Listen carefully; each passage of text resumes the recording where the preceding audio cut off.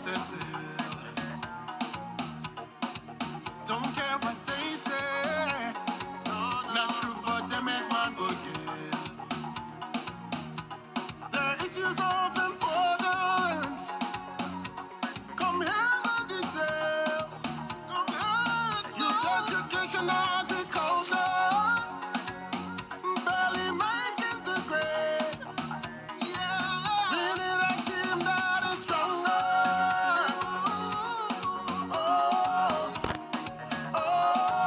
With E and the proper fixer.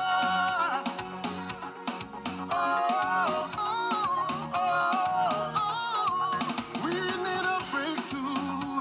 One, two. We need a plan. Good evening, ladies and gentlemen. Just to let you know, we will be starting in 5 minutes. 5 minutes. Thank you for your patience. Few technical difficulties, but we're ready to rock now. Good to have you here. This is the Progressive Virgin Islands movement against stick and stay. We'll be starting in just a few minutes. Thank you. No, we will not fall slow. No, no, no. We need a team that is stronger.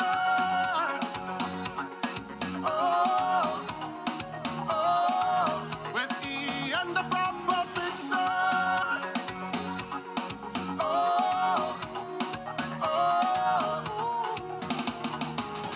I'm coming to you, mi amigos. Let's go. Necesitamos un equipo más fuerte.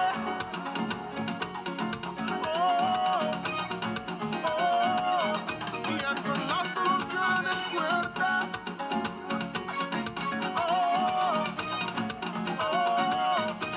We need a team that is stronger.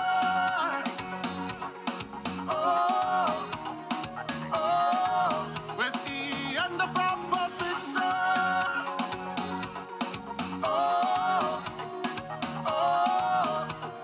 When you go to the polls on the 24th of April, vote Ian Smith and the entire PVIM team next to the upward arrow for restored integrity and conscience in BVI politics.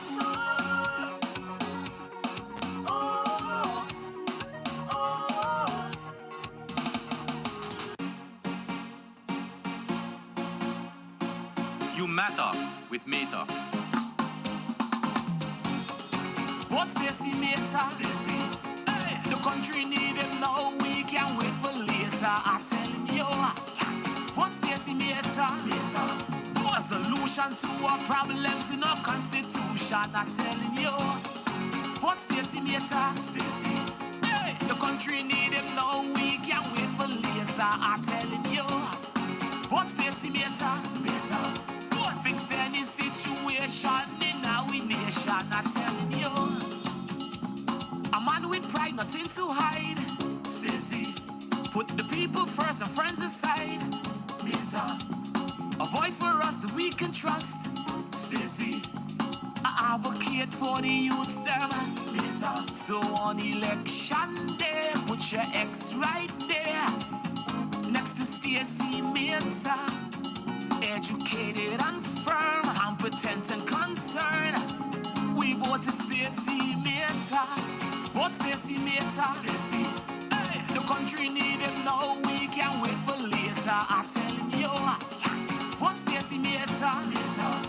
A solution to our problems in our constitution. I'm telling you. What's Stacy Meta? Stacy. Hey. The country need him now, we can't wait for later. I'm telling you. What's Stacy Meta? What? Fix any situation in our nation. I'm telling you. I am Stacy Meta, an at-large candidate for the Progressive Virgin Islands movement. On April the 20th and the 24th, go out and vote for myself and the entire PVIM team. You matter with Meta. Randy gets it done. And listen when me tell him. Randy is the man who'll take this country forward. Randy gets it done. And Progressive Virgin Islands movement is the party with the plan. And let me tell you who he is now. A man of action, not just talking. Blah, blah, blah. He'll build us up, he's not joking. Okay. A leader whose record is proven. PVIM is the real thing. He's the leader we need in these times. He's got a strong team. team right behind. What me say? With PVIM and running, you got a party of integrity, financial stability, yes, economic prosperity. We get it done. Expert ability, Ronnie and PVIM for this territory. Ronnie gets it done. And listen when me tell you, Ronnie is the man who'll take this country forward. Ronnie gets it done. And Progressive Virgin Islands Movement is the party with the plan. Progressive Virgin Islands Movement is the party with the plan. Say Ronnie and PVIM now is the party with the plan. You better believe he'll get it done. The party with the plan. Vote Ronnie Skelton. I don't know who needs to hear this, but we don't need no change in the second district. Change in the second district. I don't know who needs to hear this, but we don't need no change in the second district. And if it ain't broke, don't fix it. If it ain't broke, so we still sticking with Mitch. If it ain't broke, don't fix it. If it ain't broke, leave it. We still sticking with Mitch. If it ain't broke, don't fix it. If it ain't broke, leave it alone. PVIM, who we gonna vote for? PVIM, we voting for the blue team. PVIM, who we gonna vote for? PVIM, for Mitch and the blue team. I don't know who needs to hear this, but we don't need no change in the Good evening, ladies and gentlemen. We are just about ready to start. Welcome to the 4th District Rally. Please stand for the invocation. I'll call to the podium Mitch Turnbull.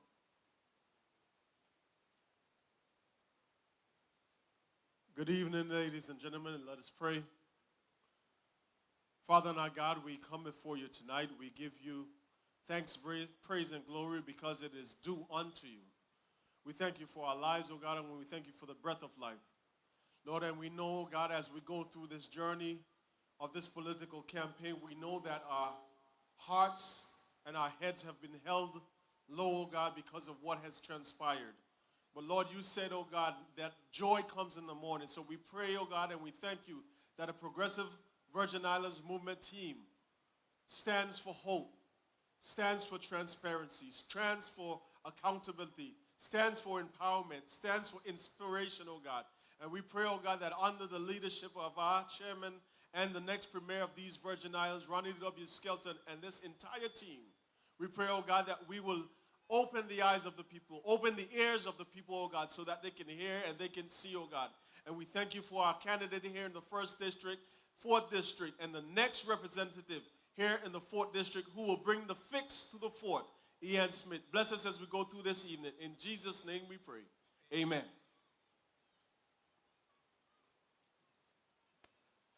Thank you very much. Please remain standing for the territorial song.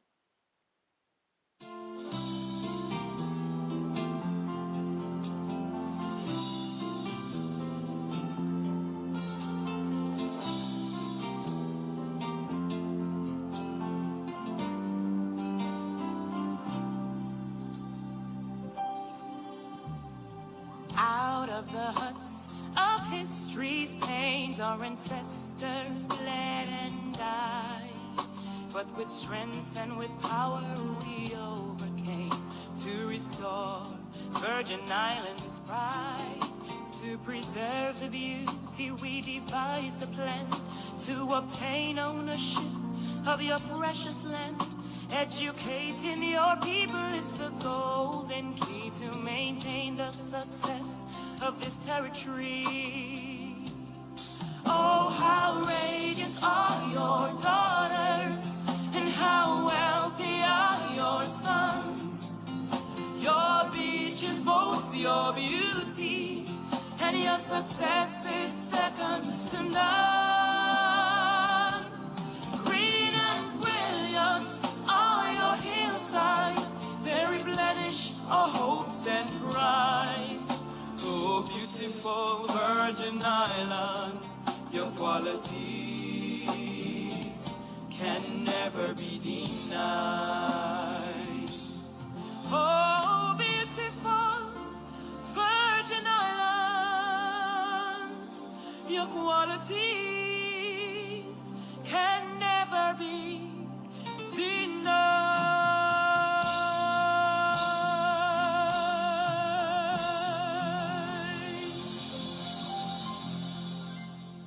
Please be seated. And welcome, ladies and gentlemen. Good to have you here this evening.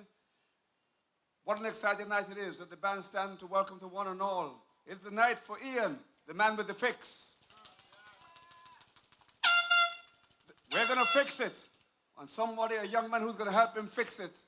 A young teacher, an environmentalist, 15 years of management experience, 20 plus years of teaching, very well-rounded young man, 10 years as an educator, passionate about the young, passionate about the elderly. He has a bachelor's degree, magna cum laude, elementary education, and a master's in education, administration, and leadership. He is the one and only Mr. Stacy Mehta.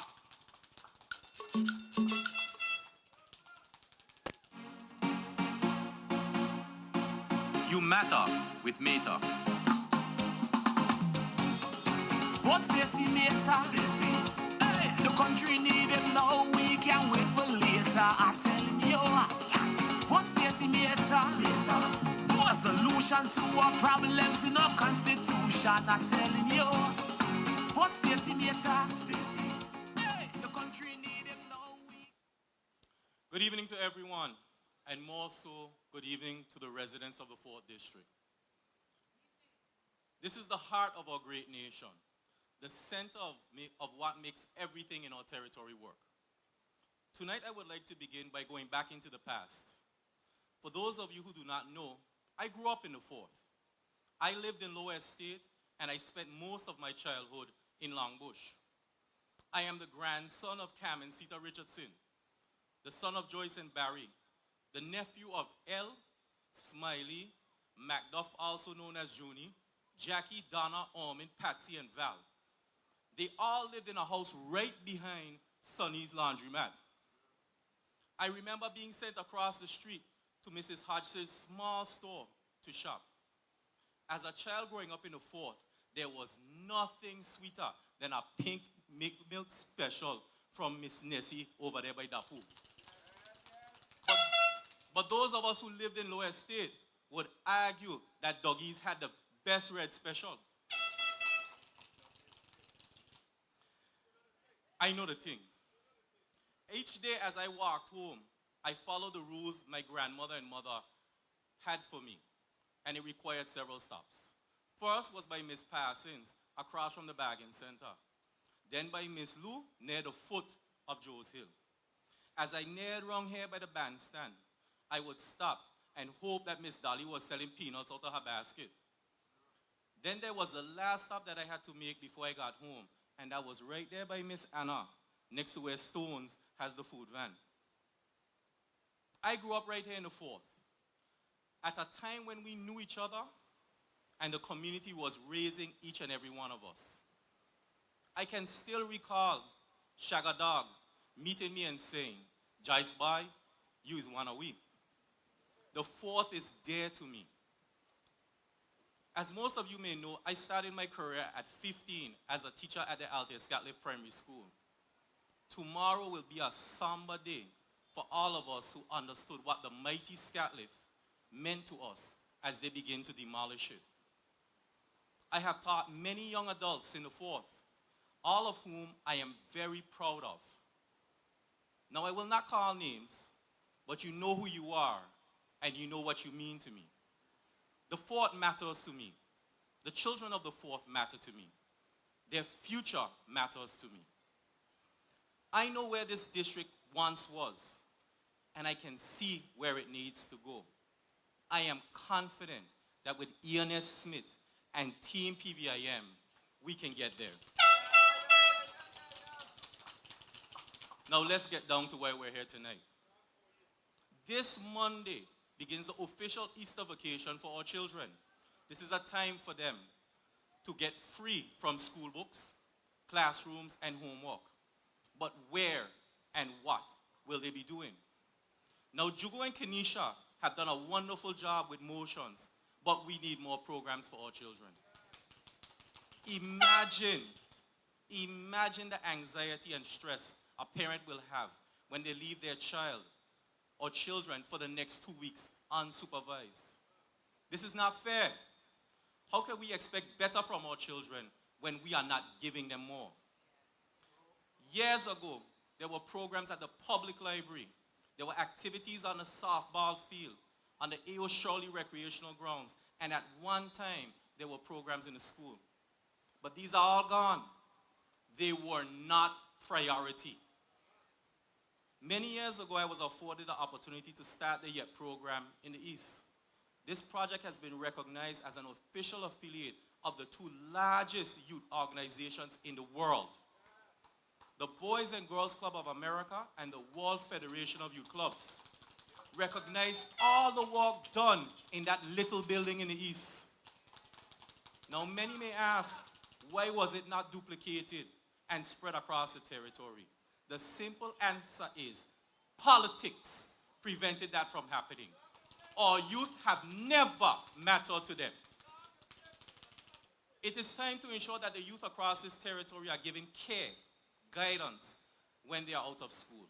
The empowerment of our young people will matter when you elect Mater. I know what needs to be done because I have been doing it for almost 20 years. This past summer, with the support of the Rotary Club of Tortola and others in our community, we brought a YEP summer program to the multi-purpose sports complex and provided free programming for the months of July and August for over 100 children. This was not an easy task, but it had to be done. We had to fight through the politics to get it done. When was the last time you heard of $1 million investment in youth programs? Look around at our basketball courts right over here, or playgrounds, or parks and our community centers. Why has the needs of our children come last? Why is it that we have money for everything but our children? This type of nonsense must end, and it will, when the fourth votes for PVIM-led government. I will make certain that when our schools are closed, and that the children of the fourth are engaged in programs that do not add to the bills of their parents. Imagine a BVI where our children are so occupied that they do not have time to be idle. They do not have time to get caught up in crime. Wouldn't that be a big help to parents who can now focus on their jobs? I know some of you, you have 2 and 3 jobs just to survive. We understand and we want to help. We have solutions. We have a plan. We have the right team to lead us forward. You matter with Mater. The dream of owning your own home is one that is shared by all of us. However, the cost to live on this beautiful island and this territory has become unbearable and hard. The daily struggle to feed your family, pay electricity, buy food, put gas in your vehicle, and all that life requires is tough. And it is even tougher for others. How can anyone do all of this and still hope to own a home? This cannot be life. It cannot. I will say it. Those homes up on that hill should have been built for the residents of this district. The residents of the fourth should have been given first choice. The cost of living in this country cannot be solved with one solution. We understand this, and our team has a focused strategy that puts more money into the hands of those that need it the most. I do not know about you, but a trip to the supermarket has become terrifying. Each time I go, the prices go up, and I leave with smaller bags. It seems like we cannot get an ease. Now consider this. Each home has a list of items that we must buy. We must buy these regularly. For example, toilet paper, cleaning products, soap, and other items. These are the items that we must target to reduce costs. So when you go to the supermarket, the prices are more reasonable. As for items like fruits, vegetables, water, and some meats, we must empower our farmers and fishermen to assist us in reducing our reliance on importations. This will drive the cost down. a PVIM government understands this and will address it in a real way. There are many among us who need assistance, single parents, seniors, and those who struggle with low-paying jobs. Those who need the help the most, but the system is bulky, it is slow, and it turns many of them off. We need to fix these processes so no one waits 2 months to get a response for help. This soon to be elected PVIM team, with the help of Sylvia in the 4th, Mitch in the 2nd, Ian in the 4th, MB in the 5th, Shireen in the 9th, Ingrid, Shayna, Ronnie, and I will make it happen. So tonight, I want the voters of the 4th to know that you matter, your children matter, our youth matter, education matters, and these Virgin Islands matter. It all matters with Mather. 4th District, you have an opportunity in front of you, one that all of the Virgin Islands will shout for joy if and when you seize it. We need Ian to go to the banks with us, to talk about how they are mistreating us. We need Ian to assist with housing and the cost of living in the BVI. We need Ian to move District 4 from where it is and where it should have been a very long time ago. The 4th, you need Ian. The entire BVI is hoping for a blessing on April the 20th and 24th. Give Ian your vote. Once that mission is completed, here is your next task. We're going to drop 4 X's down the line on that at-large ballot. Are you ready for it? I need 4 automatics. Automatic! Automatic! Automatic and automatic! Go and look for the M's. Keep it in a box. Don't go out of it. Drop an X right there where it matters. Right there by my name, Stacey Mather. Then move down. Look for the lady who's always been consistent, who has always cared. Give Shayna Smith Archer, a determined woman, that X. Then look for another lady, someone who cares and wants to help this country. Give Ingrid Moses Scatliff your X. Now for the final X. Give the chairman of the PVIM his X. It is time to return him to what he does best. No more overruns. No more spending like there's no tomorrow. No more days of deceit. We need leadership that we can trust, and Ronnie will give us that. I thank you and have a good night.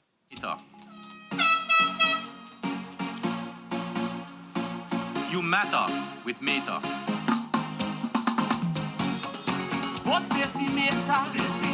Hey. The country need him now, we can't wait for later. I tell you, what's Stacey Mather? A solution to our problems in our constitution. I tell you, what's Stacey Mather? Stacey. Hey. The country need him now, we can't wait for later. I tell you, what's Stacey Mather?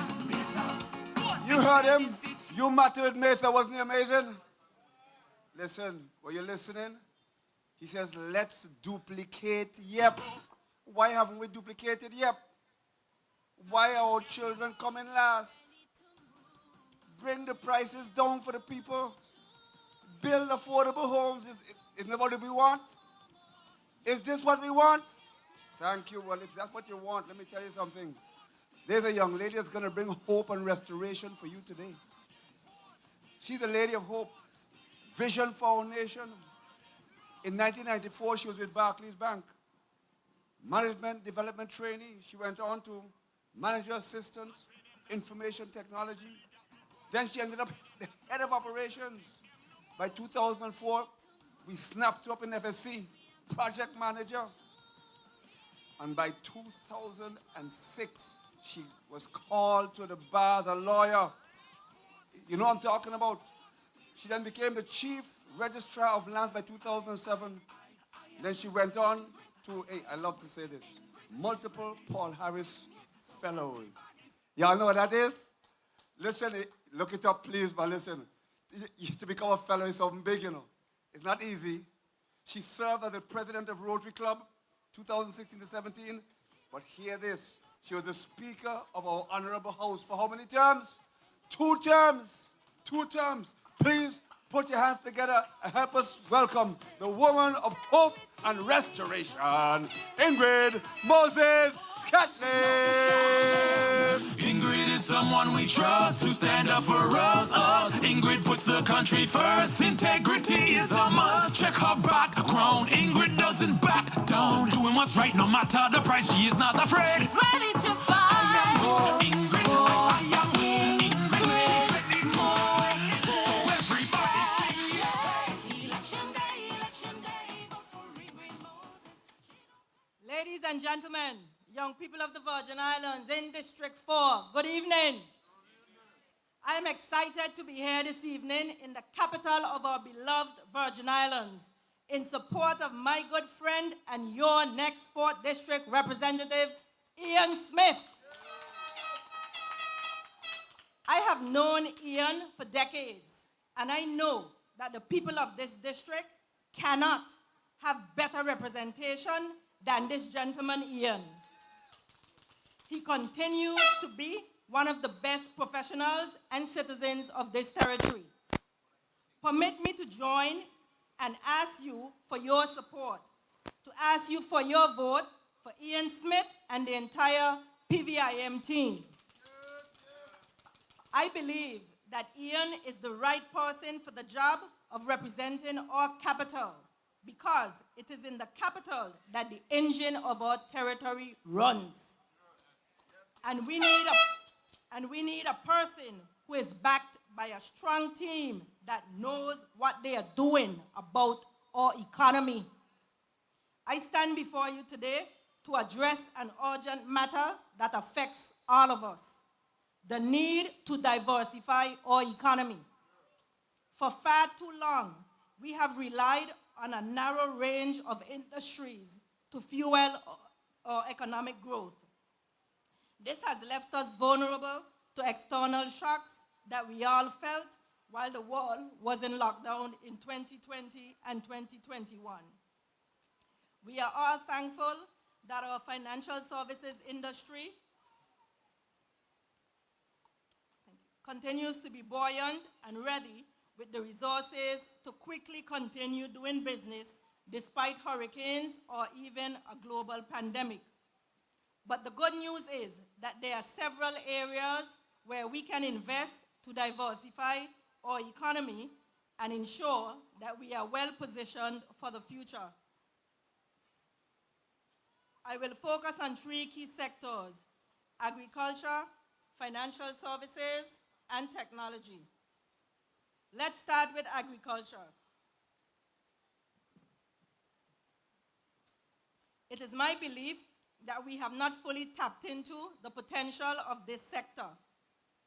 With the right policies and investments, agriculture can be a significant source of income and employment for our people.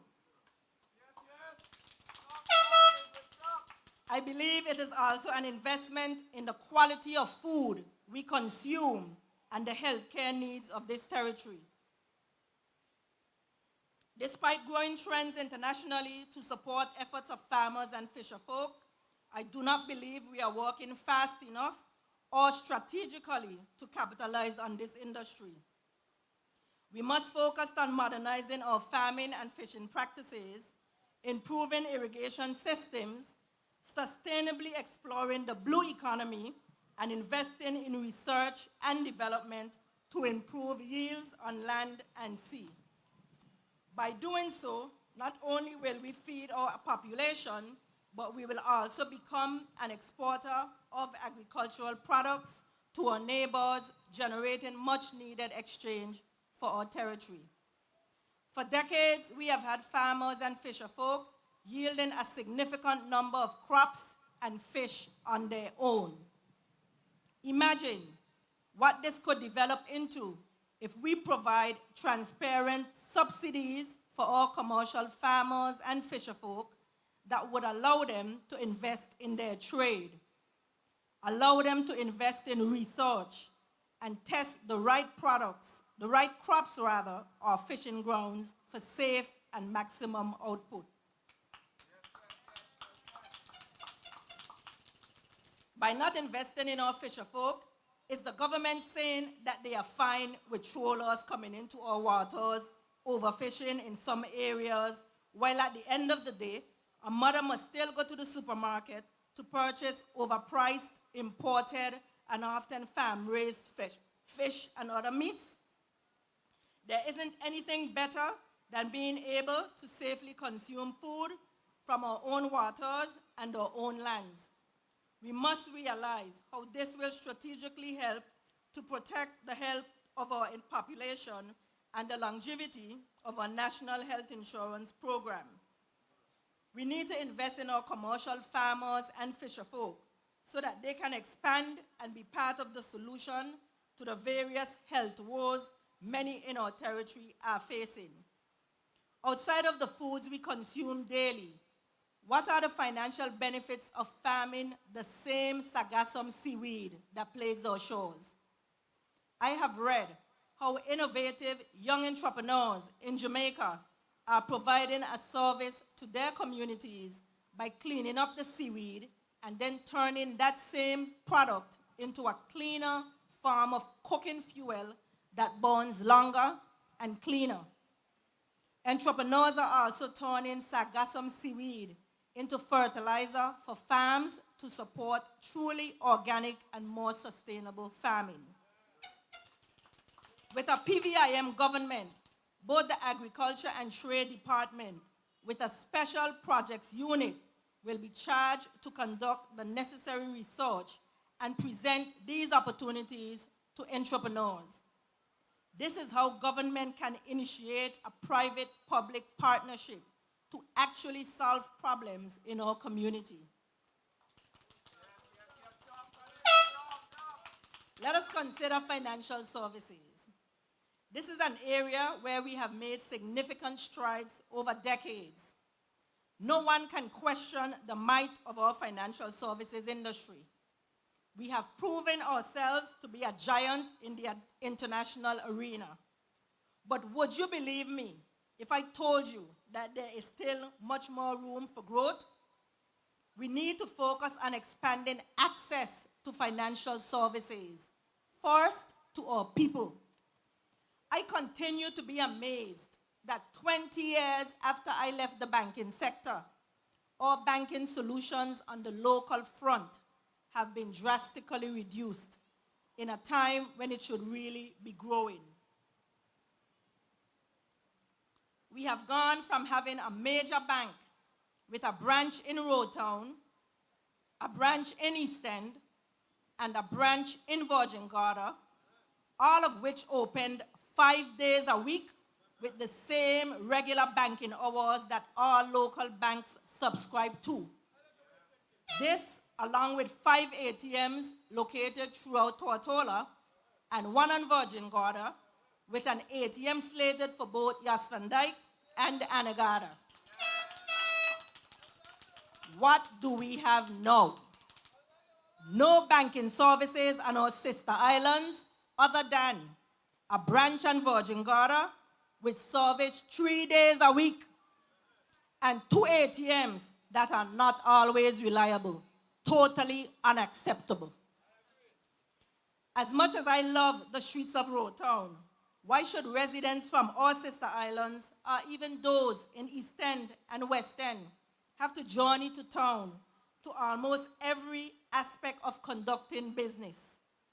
What lessons can we learn from technologically advanced countries, such as Singapore, where from the oldest person to the youngest person, they all know there's an app for that? We need the apps. By providing greater access to banking and other financial services, we are preparing entrepreneurs and our wider community to truly get into business. But from this same financial services industry, there are so many more opportunities for our people outside of renting apartment buildings and commercial spaces. Business companies and limited partnerships registered with our Financial Services Commission, carrying on specifically targeted relevant activities, are now required to show economic substance or presence in the territory. This simply means that these businesses are now required to have a larger footprint on the islands that they are registered to do business in. And this means big business for established and new entrepreneurs. New services will be required to support professionals that will be living and more frequently visiting the BVI. This is actually a great opportunity to expand everyday businesses, such as our restaurants and cafes. High-level business executives will need services that they are accustomed to receiving in London, Luxembourg, and New York City. How can we motivate and prepare our young people to develop the businesses and services these high-level business executives need? Lastly, technology is a sector that holds tremendous potential for our territory. With the right policies and investments, we can become a hub for innovation and technology development. But we must focus on developing the necessary infrastructure to support this sector. In 2023, I believe that access to the internet is a right that every child should have. How does government make this possible? The next Mark Zuckerberg or Steve Jobs can come from right here in Rotown, Longbush, or Spanish Town. But our children need to be able to get online and safely explore the possibilities. While every child should have a computer at home, a PVIM government will ensure that they not only have a computer at home, but that that computer is connected to the internet. And that all young people and children have the same opportunities to help themselves and their territory develop through the use of technology. We cannot progress as a society if we do not help our citizens reconsider how we use technology. The internet isn't just for Facebook, TikTok, and Instagram, but it should also be used for exploration and research and training, learning how other cultures and countries are solving problems. We need to position our young people to actively participate in the technological space so that they can develop the solutions we so desperately need. That means opportunities for jobs and opportunities to improve the quality of life for all of us. In conclusion, let me say that I know where we are right now, the Virgin Islands can move in many different directions. But as we consider how we will diversify our economy, we also need to invest in education and training to develop a skilled workforce that can drive innovation and growth. It makes no sense for us to have these conversations when our education system and community college are not preparing our youth to seize these opportunities. By investing in developing our people and adequately preparing them for these opportunities, we can create high-paying jobs and attract investment from both local and international players to our community, with the understanding that our economy and our people are ready for business. Diversifying our economy is not only necessary, but it's also critical for our long-term growth and development. By investing in agriculture, financial services, and technology, we can create a more resilient and dynamic economy that can withstand external forces and drive growth for years to come. Let us work together to make this vision a reality and build a brighter future for all our citizens.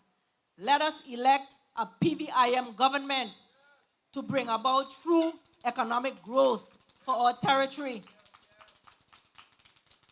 Let us elect a PVIM government to the next House of Assembly to ensure that integrity, transparency, and accountability is the order of the day in the territory. Let us elect a PVIM government to restore hope, inspiration, and empowerment to the people of this territory. Elect a PVIM government to ensure that the soul of the Virgin Islands is restored. Let us elect Honorable Ronnie W. Skelton, a proven leader, to lead the territory through these turbulent waters and restore the credibility of our people and the reputation of the territory of the Virgin Islands. Let us elect a PVIM government to reset the trajectory of the territory and to safeguard the future for generations of Virgin Islanders to come.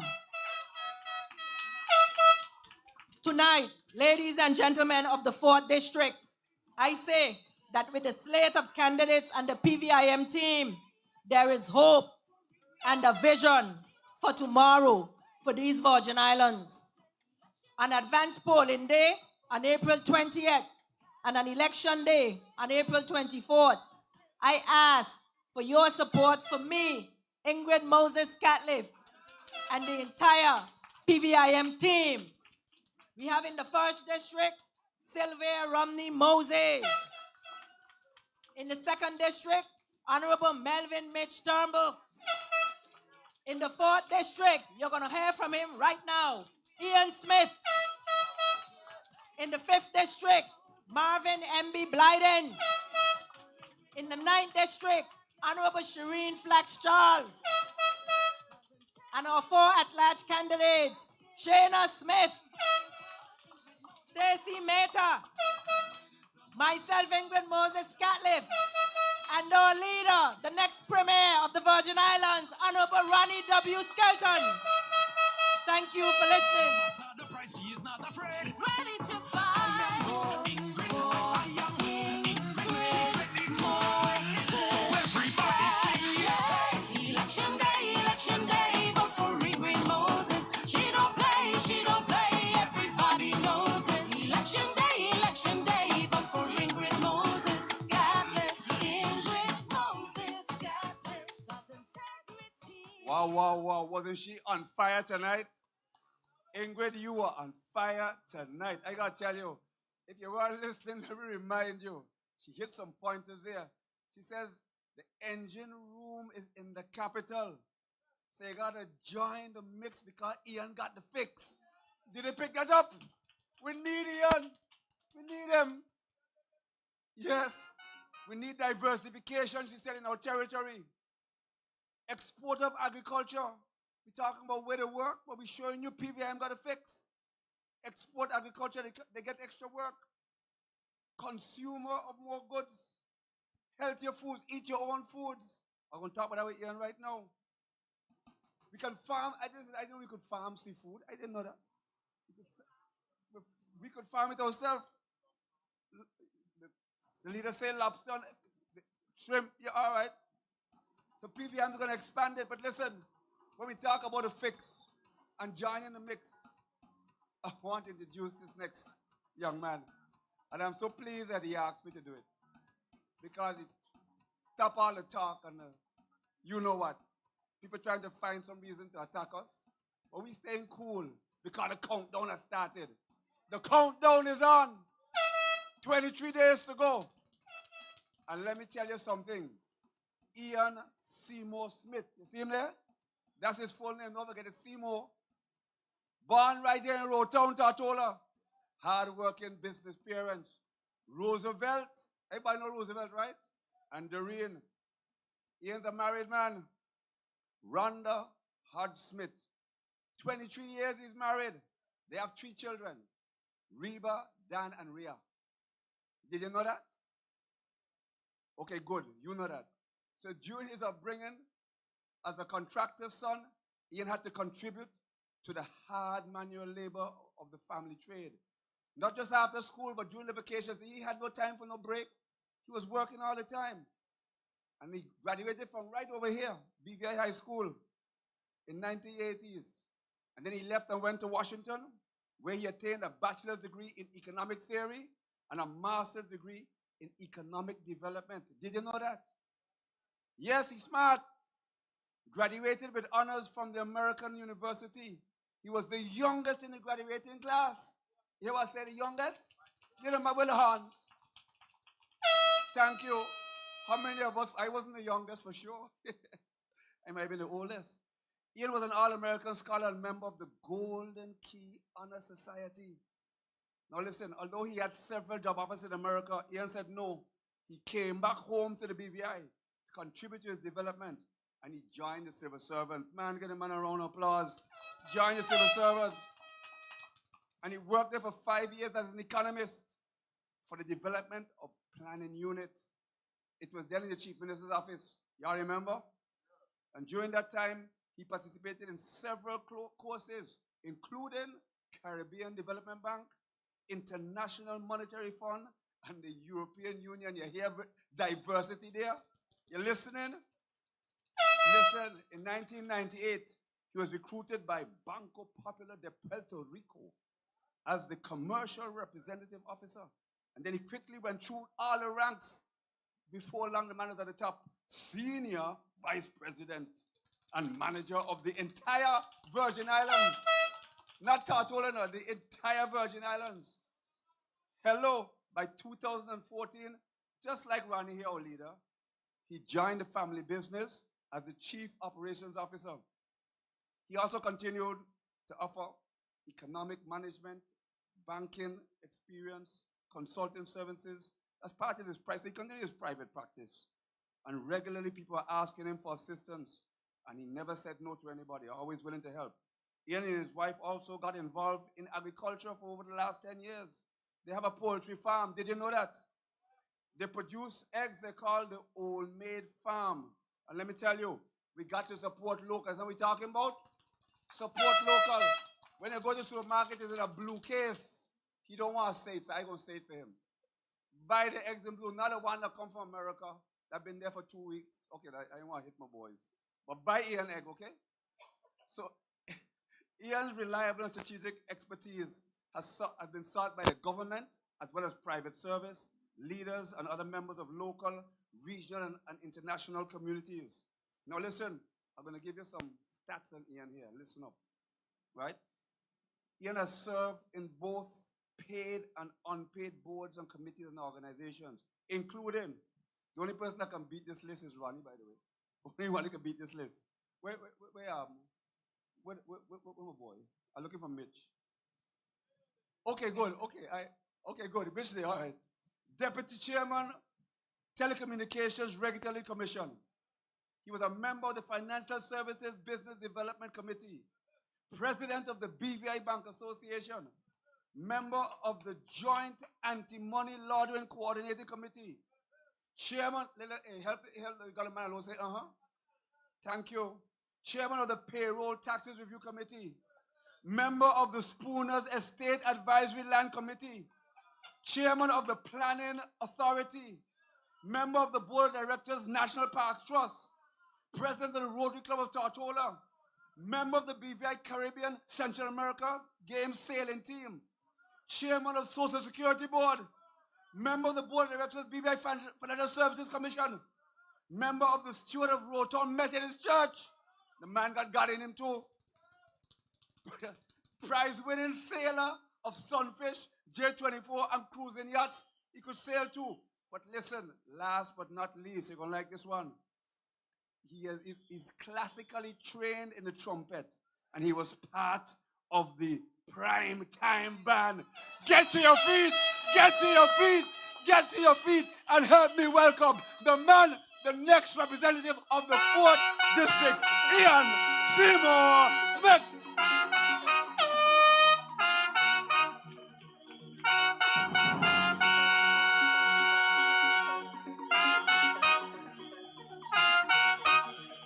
Coming from McNamara, up Russell Hill, Main Street to Crab Lap, Long Bush and Lower Estate. circling around the entire BVI 4th district. Listen up. Listen up. Ian's the fixer. Oh, oh. When you make him the victor in the 4th.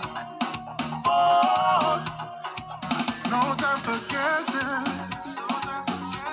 There's only one chance. Go with experience. Don't buy into the facts. Do you want to have? Thank you very much. Thank you for the introduction, Paul. Good evening. Good evening, ladies and gentlemen, and residents of the 4th Electoral District. It was not too long ago that I tossed my hat into the ring to seek your acceptance as a candidate you want to represent you in the 4th District. As you have heard, I'm a proud product of the 4th District. I was born in the 4th District. I grew up in the 4th District. I went to school in the 4th District. And every single day, I work in the 4th District. And over 20 years ago, I married my sweetheart, who spent her formative years right here in the center of the 4th District.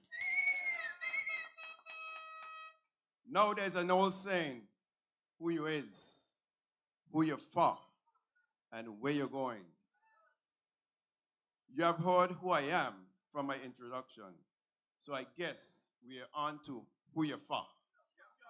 I am the last son of Roosevelt and Doreen Smith of Fisher's Lane, the grandson of Victoria Abbott, Miss Vicky, and Ludwig Smith, Captain Jack of Rotongue, and Lillian and Benjamin Parsons of New Bush. I am the father of 2 adult children, Reba and Dan, and also little Miss Rhea, who is here tonight, my pride and joy. I am also a husband to Rhonda Hodge Smith. She's right here. Stand, Rhonda.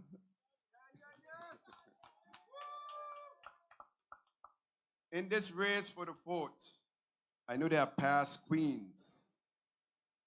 I am not a past queen. Rather, I am a king who leads my former Miss BVI queen. But I digress. My father-in-law, Watts, a popular taximan, is here tonight.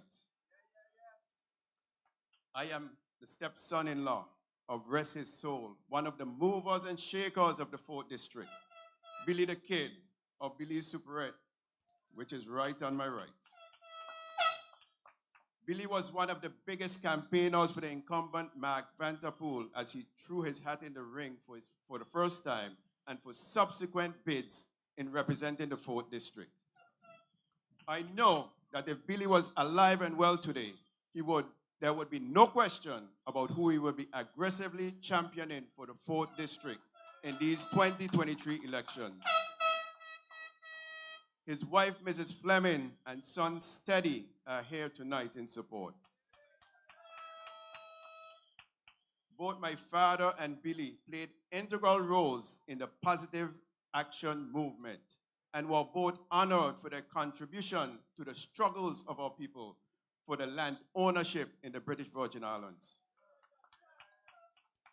My father could not be here tonight, but he and my mother are tuned in remotely. I have gone through who you're for to say to you, my people, that I have not come as a quick pick with hopes of acquiring a mantle for stronghold in this district.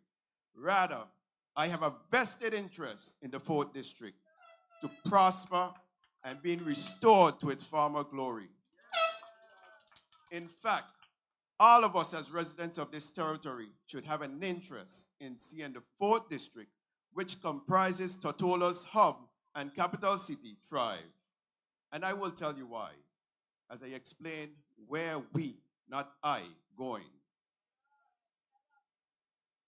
As your representative, there are a number of issues that I seek to address and lobby for. They are all listed in my campaign flyer. However, Based on the time that I have been given to speak tonight, I will zoom in on 4 key areas of representation.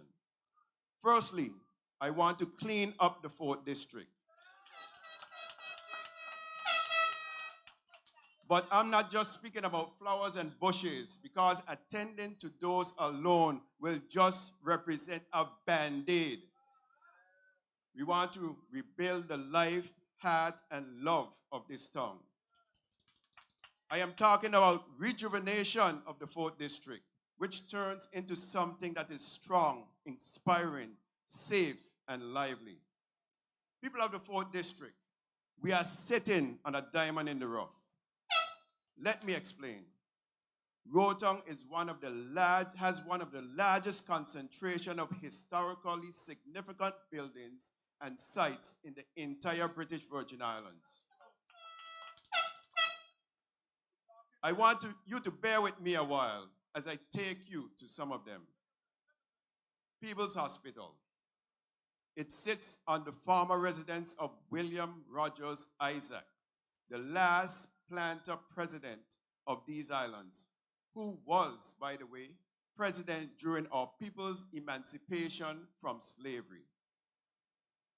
Old Government Administration Building, which sits in a dilapidated state, is one of the oldest buildings in town and once housed one of our oldest institutions, the Old Post Office. To this day, it holds our national archives dating back to the 1800s. And underneath the building are concrete bunkers that were built in the 1960s. The site of the old Cell 5 restaurant, which was given that name by the late Mr. Lindy Ras Uhuru de Castro, who was thrown into cell number 5 as a result of his participation in the Positive Action Movement. Russell Hill, the location of Pauper Palace, otherwise known as Judgment Day Hotel. Pauper Palace was built on an old fort, which helped to fortify and protect Rhode Harbor from pirates and other attacks. Other forts that helped with this job were Fort Burke, currently owned by my parents, Fort Charlotte, and Fort Hill. Long Bush, where we are tonight.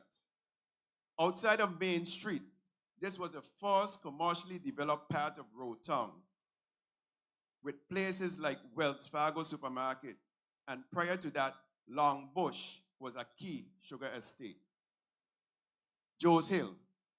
Did you know that Joe's Hill served as a main artery to other parts of Tortola for persons trying to get into town? Lower Estate. You've heard about all the men who control vast estates in the BVI, but I bet you never heard of Ruth Letsom, who was one of the largest landowners in her time. She owned 5 estates, including Lower Estate.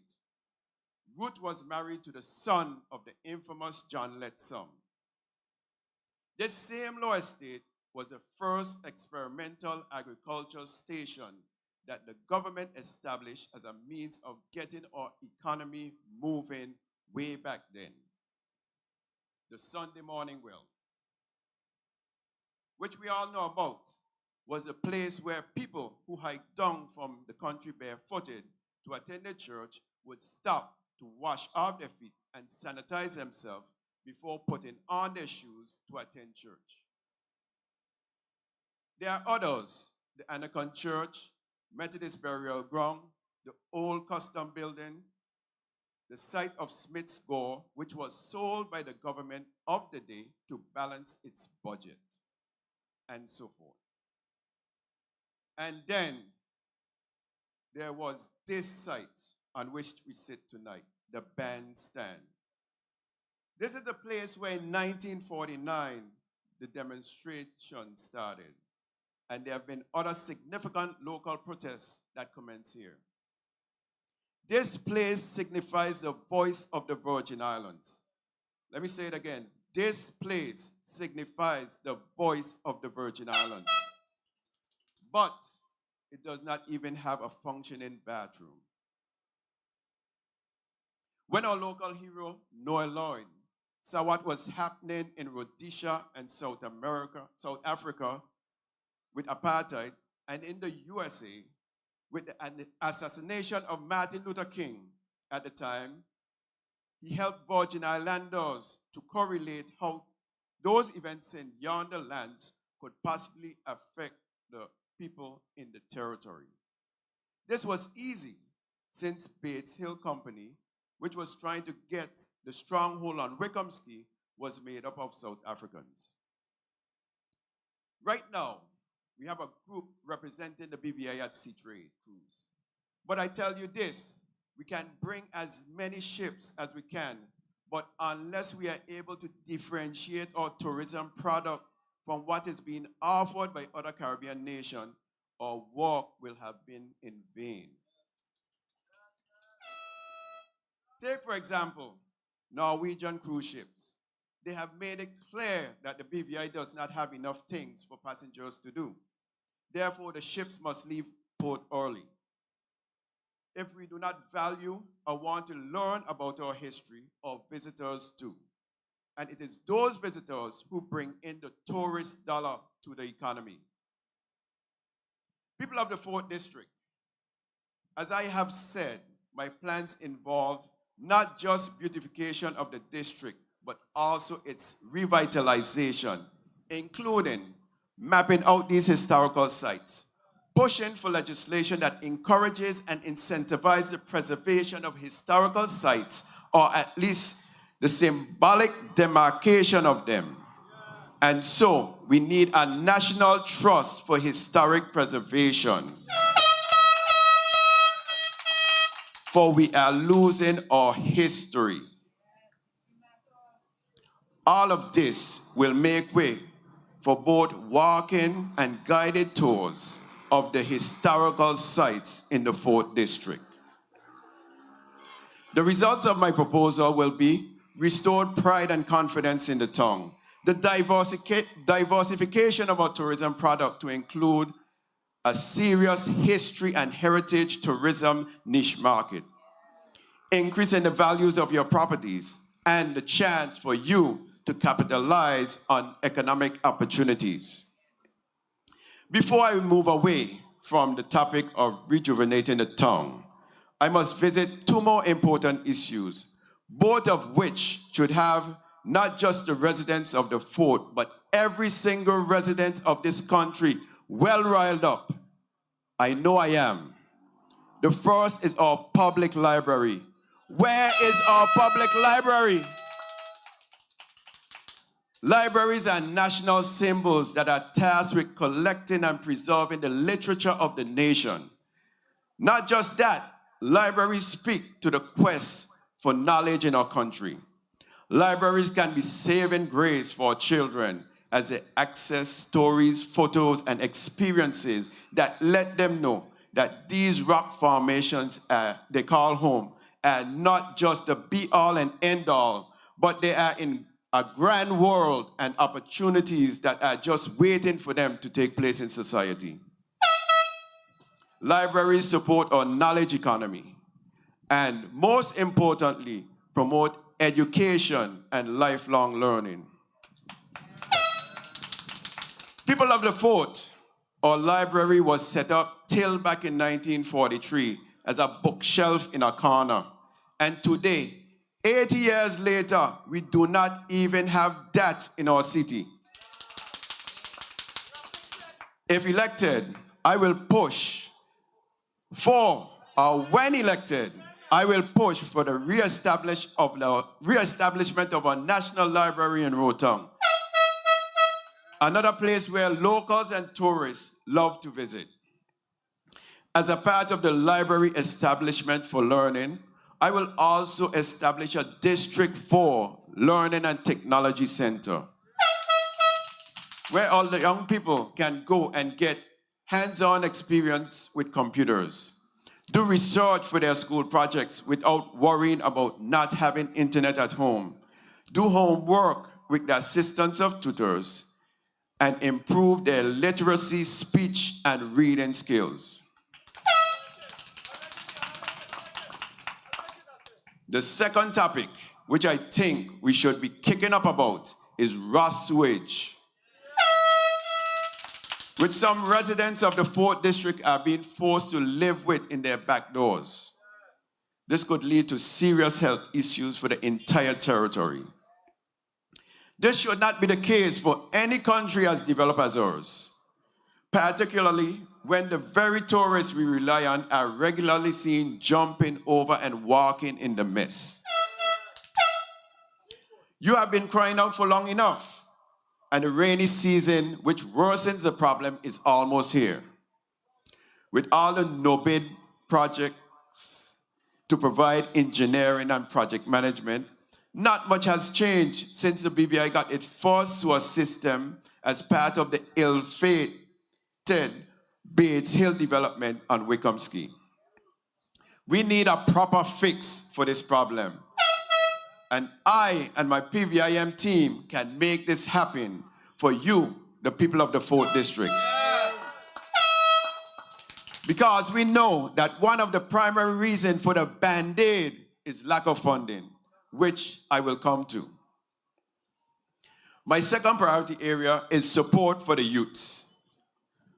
No parent wants to see their child fall through the cracks, but yet our systems have failed our youth. In spite of the fact that there was a national youth strategy. My subpoint here begins with sports. Our young people in sports abroad are making big waves in swimming, baseball, track and field, basketball, soccer, and other events. We say that we are supporting their efforts, but I think not enough. Just like you know how to reward good behavior for your children, our government must also reward the stellar performances of our athletes with scholarship, maintenance stipend, and land. Our athletes should not be barely getting by when they're out there giving their all, putting us on the map. That does not make sense. In fact, it's counterintuitive. Not so long ago, I saw a post by one of the family supports for star basketballer Demoy Hodge, seeking assistance to cover travel costs to attend one of his special games. This should be unheard of. Not only should we be providing financial support to the Demoy Hodge, Beyonce, the Freitas, Adeja Hodge, and the rest, but we should be ensuring that they can have their family support around them whenever they wish. Because these are the people who, without want or favor, drive and encourage them towards success. I already spoke about learning support for our youths, but I want to touch on facilities. Whichever fields we have outstanding athletes in, we need to also have outstanding facilities. They should not miss a beat when they come home, nor should up-and-coming athletes who are honing their skills. We should have the best trainers, coaches, facilities, physiotherapists for our athletes. It is not just about youth who excel in sports. There are youth who excel in the arts. Where is our national band? Where is our Center for the Arts? Where are our language centers? Listen, our children have proven to us that they can stand toe-to-toe with others in the same age and class internationally. What are we waiting for? Come on, man. We must do better. Our youths are crying out. The young people who are on drugs are a reflection of a neglect for the youth. To address these issues, the first thing that we as leaders must do is to recognize that they are present in our communities. Next, we must implement suppression strategies along with prevention and intervention strategies. While the concrete strategies for addressing drugs and crimes will need input from teams, including law enforcement, schools, community-based organizations, and other persons affected by this issue, I can tell you off the bat that a starting point is having so many sporting, technological, and humanities programs for youths that they have no time to become victims of illicit drugs. Stacy from YEP can attest to that.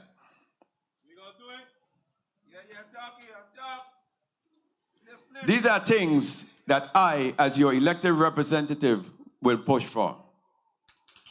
Then there is mental illness.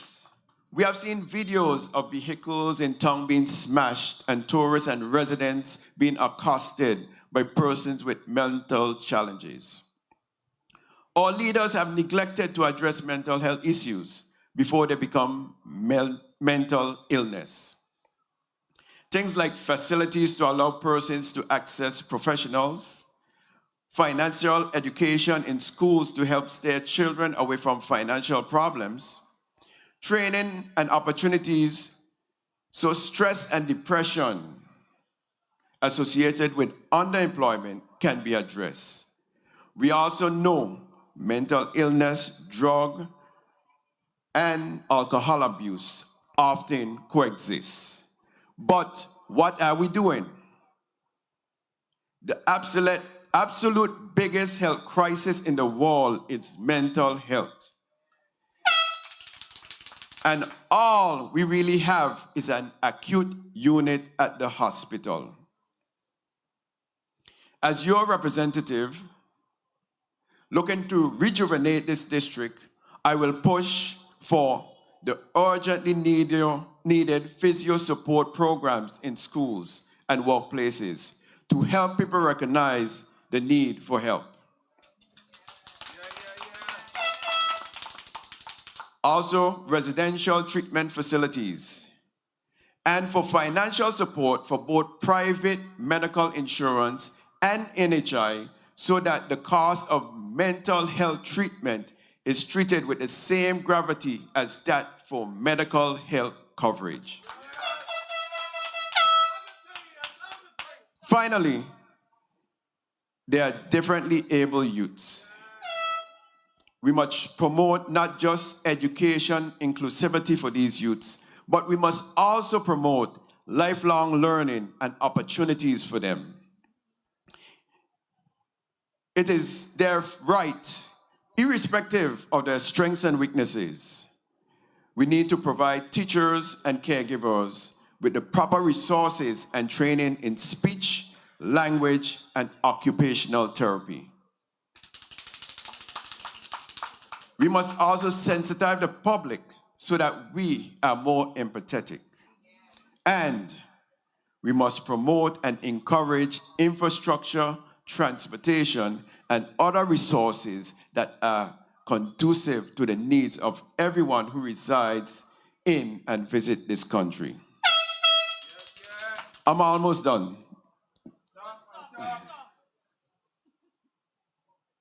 My third priority area is agriculture. You may or may not know that my wife and I are professionals, but we are also farmers. Paul let the ball out. He wasn't on the ball tonight. We have been farmers for over 20 years, growing poultry, producing eggs, vermiculture, fruits, and vegetables. The main driver for this was ensuring that our children understood that where their food came from. The question I have, though, why after having a heritage of agriculture excellence dating back over 100 years, are we today struggling to maintain a healthy agricultural sector? We have been talking the talk about bringing back sustainable agriculture too long without doing enough. What I am saying is that our agricultural sector is not half as vibrant as it should be. If we cannot feed ourselves, who are we relying on to feed us? And what are they putting in the soil and spraying on our foods before they ship them to us? I look at the New Market Square and see vendors who are forced not only to move 1,000+ pounds of produce to set up and break down daily, but they also must leave that produce in the beating sun for over 7 hours a day because of the design of the project. Now you know that if you run a restaurant, but you keep your cut fruit not refrigerated by a certain temperature, the environmental health is bound to soon come knocking on your door. What are we doing? When elected, I am seeking government subsidies for farmers, non-GMO seeds, regular water for crops, non-toxic fertilizers, marketing support, and discounted animal feed and equipment. My final priority area is economic growth. As many promises you will hear on the campaign trail in this election cycle. Notice, nothing happens without money. Take it from me, a former senior banker.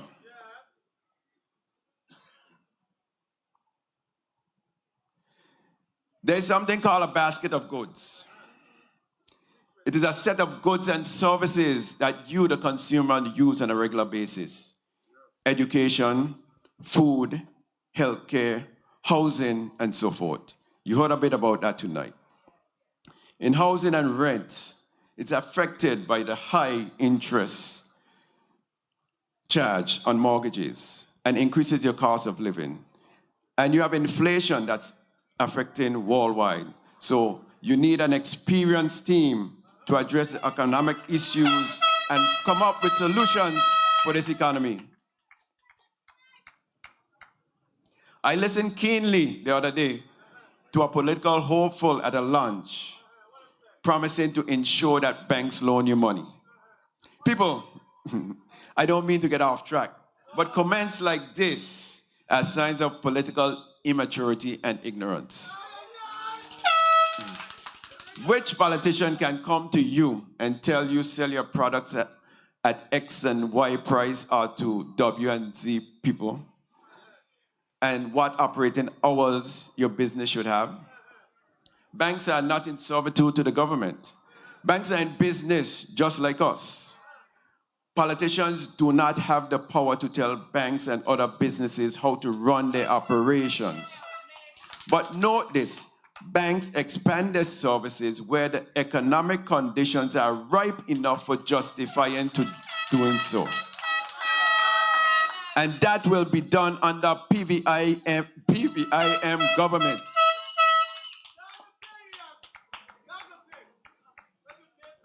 Yes, it is a government that is the enabler for economic growth. This occurs through the investment in you, the citizens. But to invest, the government must have experienced and savvy persons. Enough to come up with measures that can drive economic growth. Increasing taxes on an already struggling citizens is not the way. Neither is taking your social security dollars. My experiences as a businessman and economic advisor tells me that there are few ways to go about turning around our economy now for progressive growth. First, we must keep building our financial services sector so that it becomes more superior product. Next, we must introduce new investment vehicles for BVI business companies and homegrown businessmen and women.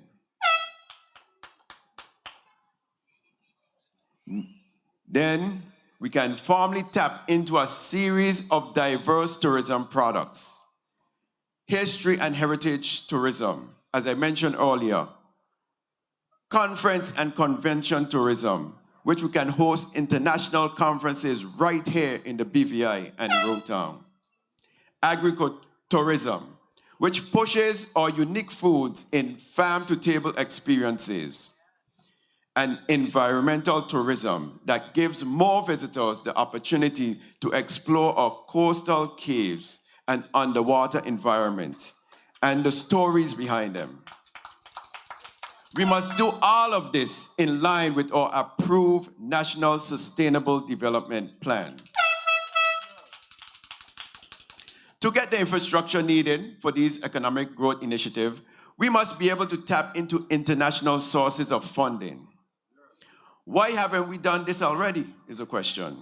2 words, inexperience and ad hoc planning.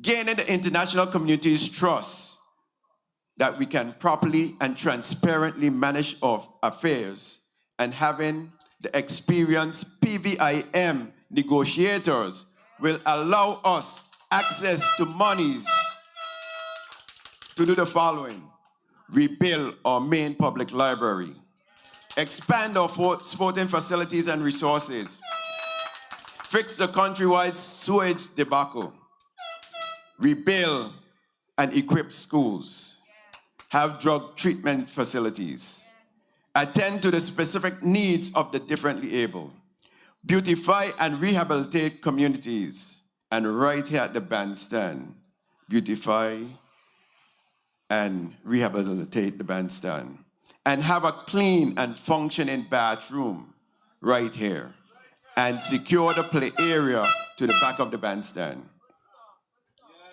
And so, generally, turn this country around for the better. In conclusion, I want to remind you of how critical these 2023 elections are. There is no time for training on the job. You must elect people like me and the members of the PVIM team who can hit the ground running. We cannot afford to, and we must get this election right. We cannot afford not to. We have to get this election right. As I said a week ago, this is not a fashion show. There is no more time for band-aids. Both you and your future generations' economic and mental stability depend on it. I must implore you, do not vote on emotions. Think about country. Make the right decision. Vote Ian S. Smith for the fix in the fort. Vote the full slate of candidates. Ronnie W. Skelton, the fixer. Ingrid Moses Catliff, the strategic thinker. Stacey Budameta, the educator and Mr. Automatic. And Shayna Smith Archer, the engineer. Also, vote for our other candidates. Sylvia Romney Moses in the first. Melvin Mitch Turnbull in the second. Marvin M.B. Blyden in the fifth. And Shireen Flax Charles in the ninth. When you complete this task, sit back and watch our economy grow and get bigger and better. Thank you for listening. Thank you, the people of the Virgin Islands. Thank you, the people of the 4th District. And good night.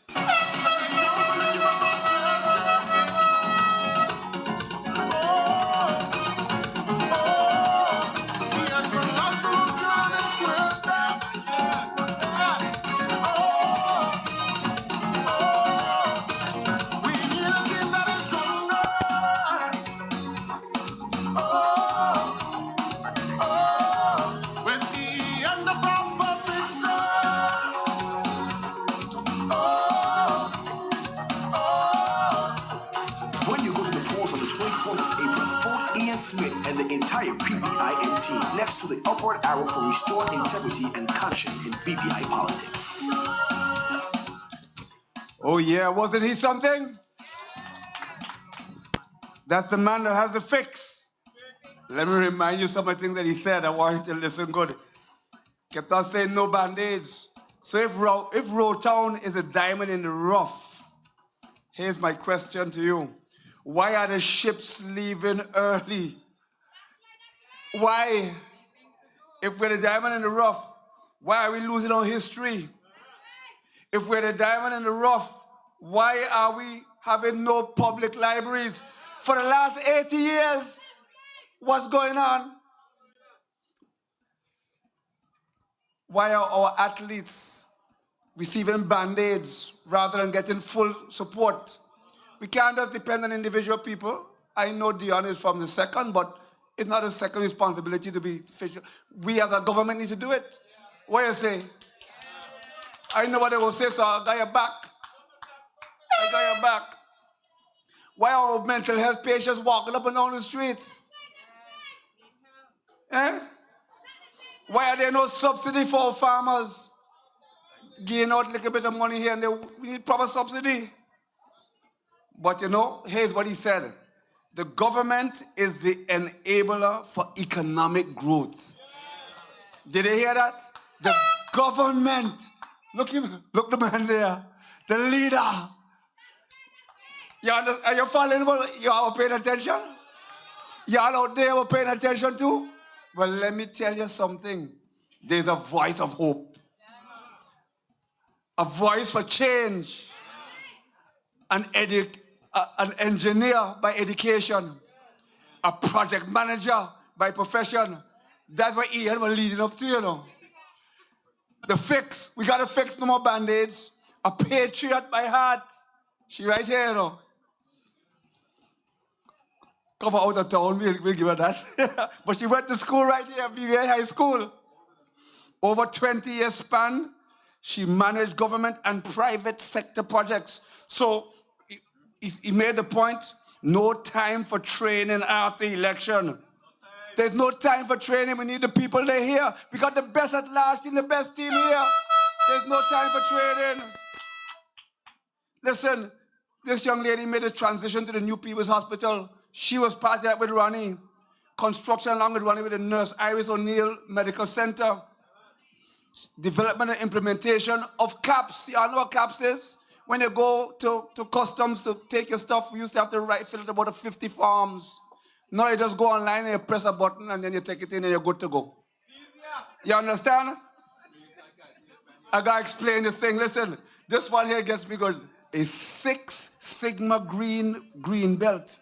I know what that is. I love them. I don't even have one green belt, Mitch, not even one.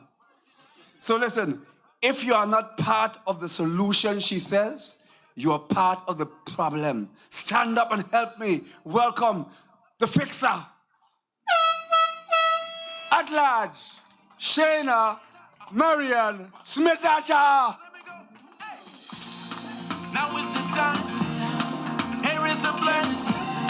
Shane is the one. Let's make the choice for change. Restoring the hope for a bright tomorrow. Progressive Virgin Islands. Come join the movement. Put China in there, we put her to work. Watch her tackle the issues.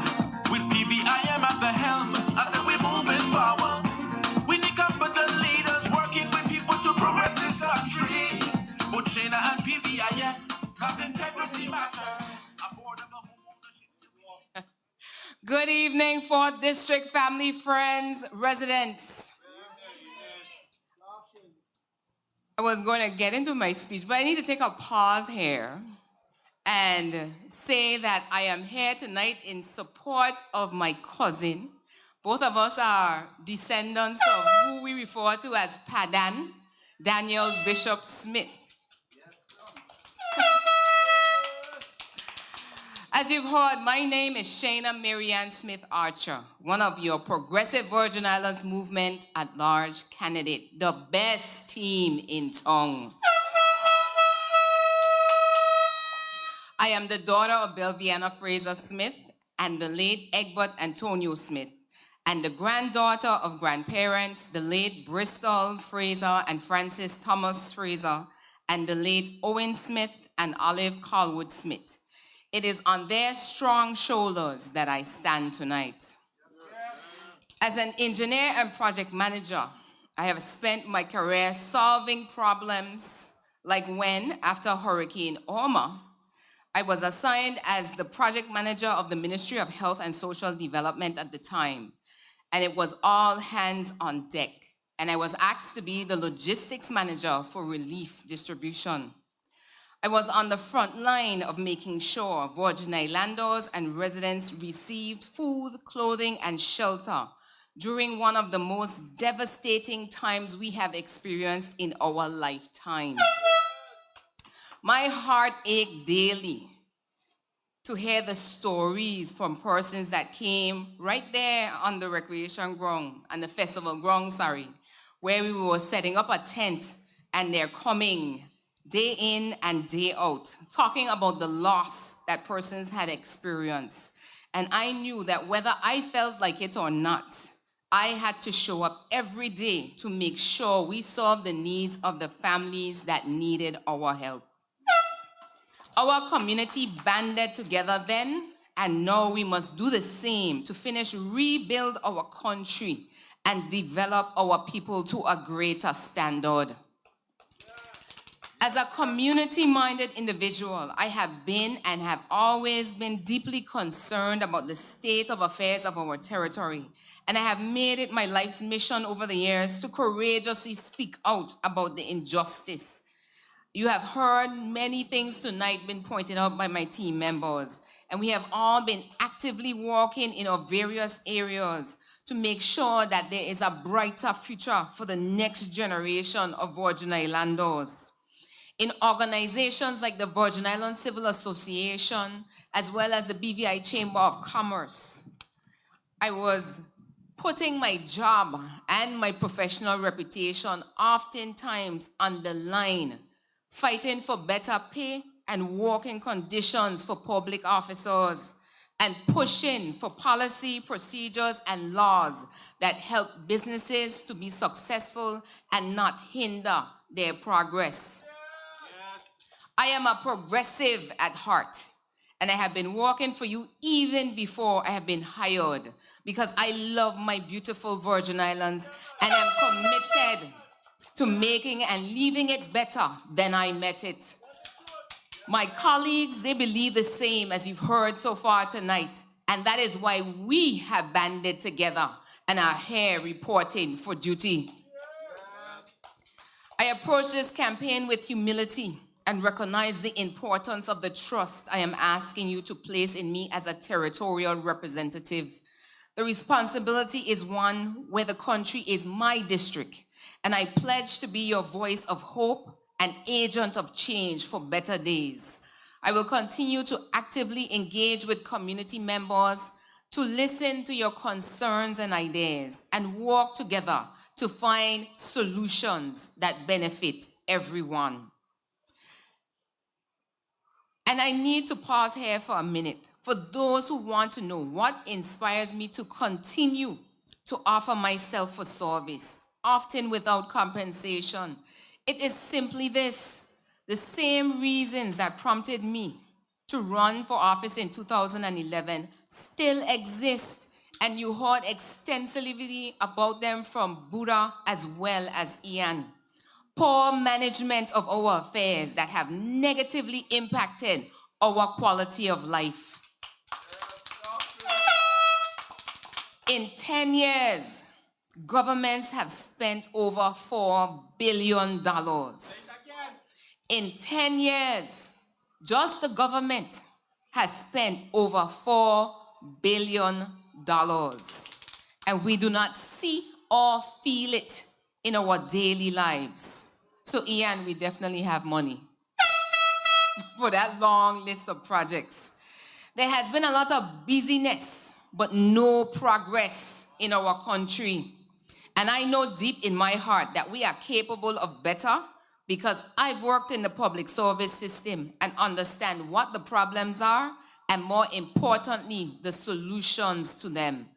For far too long, our Virgin Islands have been plagued by issues such as skyrocketing cost of living, slow economic growth, increase in gun violence, child abuse, domestic violence, rising poverty, and dilapidated infrastructure, all on the list that you have heard tonight.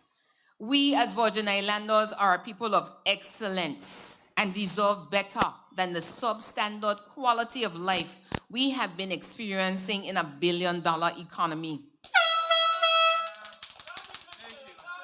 As an engineer, when I do the analysis, it tells me that money is not the problem, but the mismanagement of it. The lack of vision and priorities, as you have heard tonight, are a major part of the problem we need to fix. And as your representative, I will be one of the defenders of the public purse so that we can build a country that future generations can be proud to call home because we are the stewards of their future.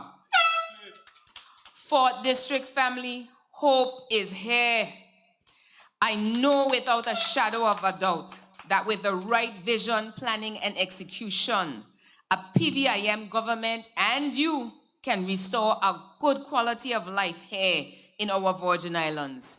When we are elected, I pledge to use my engineering skills and experience to lead all these efforts that my good cousin has just listed out.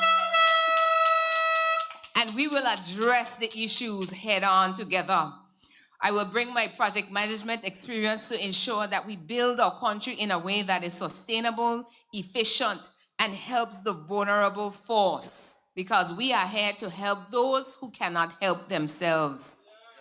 On your behalf, I will focus on all types of infrastructure that raise the quality of life through a living wage, better paying jobs and career opportunities, access to high-quality medical services across our family of islands, and empowerment of our people through education. My goal is to ensure that every decision that we make as a team is based on what is priority and guided by your best interests, as you, the people, are the countries and not the trees and roads. Your quality of life matters. Our team has a clear vision for the future of our Virgin Islands. Can you see it? Can you see it? All right. And we are asking you to buy in and believe in it. This vision is plain and for such a time as this. With your support, we are sold out to making your vision a reality when you hire us for the next House of Assembly. I know that talk is cheap, and that is why I want to make it clear that our platform is not based on empty promises. And Ian highlighted one tonight. Governments cannot make a bank do anything. But we are fully committed to being transparent, accountable, and responsive to the needs of each and every district, as our country's success is tied to each district's success. And we want to empower our people from the first to the ninth to be their best. Tonight, we are here in support of our colleague Ian Seymour Smith's plans to make your district the best it can be. And we are passionate about making sure that the quality of life in your district and every district is first world. In addition to all that Ian has laid out tonight, and it's amazing that he spoke about sports development, because I shared this story and I wanted to share it again with a high school mate I had that was a former athlete himself and is a parent of athletes, wanting to know what are our plans for sports. And there are so many things that need to be done. I worked on the initial project to resurface the track here at the A.O. Shirley Recreation Ground. But as it stands, the project is incomplete because we had a full design for the stadium. And this is something that we need to make sure that we finish. Got to finish it. During the discussion, the parent also shared that governments need to understand that while facilities are important, assisting and collaborating with the various sports clubs and associations is just as, if not more important, because they are the ones, and as Ian also talked about, the families are driving the development of our athletes in every sport and not a ministry or a department. As your at-large representative, I will work with our PVIM team to first have meaningful dialogue, not talk shop, with the sporting stakeholders to develop a plan as to how we can unleash the potential of our athletes across the various sports to compete and win globally, receive scholarships for higher education through their athletic talent, and host sporting events that will grow our economy year after year through sports tourism. A PVIM government will be intentional about realizing the potential of our country's greatest asset, our young people. Because as Meta says, young people matter. District 4 is the business hub of our country, as we've heard tonight. And businesses, as the backbone of our economy, provide the goods, services, tax revenue, and employment that we need to survive and thrive. I also say business is in our DNA because our forefathers and mothers were the ones that ran the businesses, even though in their minds it was just about survival. But they were the ones that provided goods and services amongst themselves, and that was the humble beginning of our economy. During my tenure at the BVI Chamber of Commerce and Hotel Association, I learned firsthand some of the challenges that face new and veteran business owners today. As you've heard already, a government's role in the economy is to regulate businesses through transparent policy, efficient processes, and common sense laws that create a fair playing field to do business in. When businesses can grow, the economy grows. Our chairman and the Virgin Islands' next Premier and Minister of Finance understands that a PVIM government must show care and support businesses in a way that does not tie one hand behind their back and still expect them to be successful. Standards for the public services are needed, and if we want to see our businesses grow, 6 months waiting to hire an employee or 12 months for the approval of a trade license is unacceptable in the 21st century. A PVIM government will prioritize public sector reform to ensure ministries and departments have the staff, equipment, and finances they need to set these service standards and deliver to them.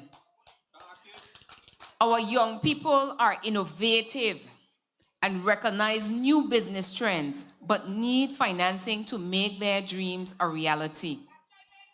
Through the revitalized National Business Bureau, a program for business grants and loans will be developed that will ensure the next generation of business leaders are being intentionally developed to own this economy. Through their business, they will be able to provide better paying jobs that will improve the quality of life. One of our top economic priorities, since we are in the business of tourism, is definitely has to be the development of the Prospect Reef Resort to further upgrade our guest accommodations. For those of us born in the 70s, we remember the Prospect Reef, which was one of our best hotel properties that was always a hub of activity, and it is time for it to rise from the rubble.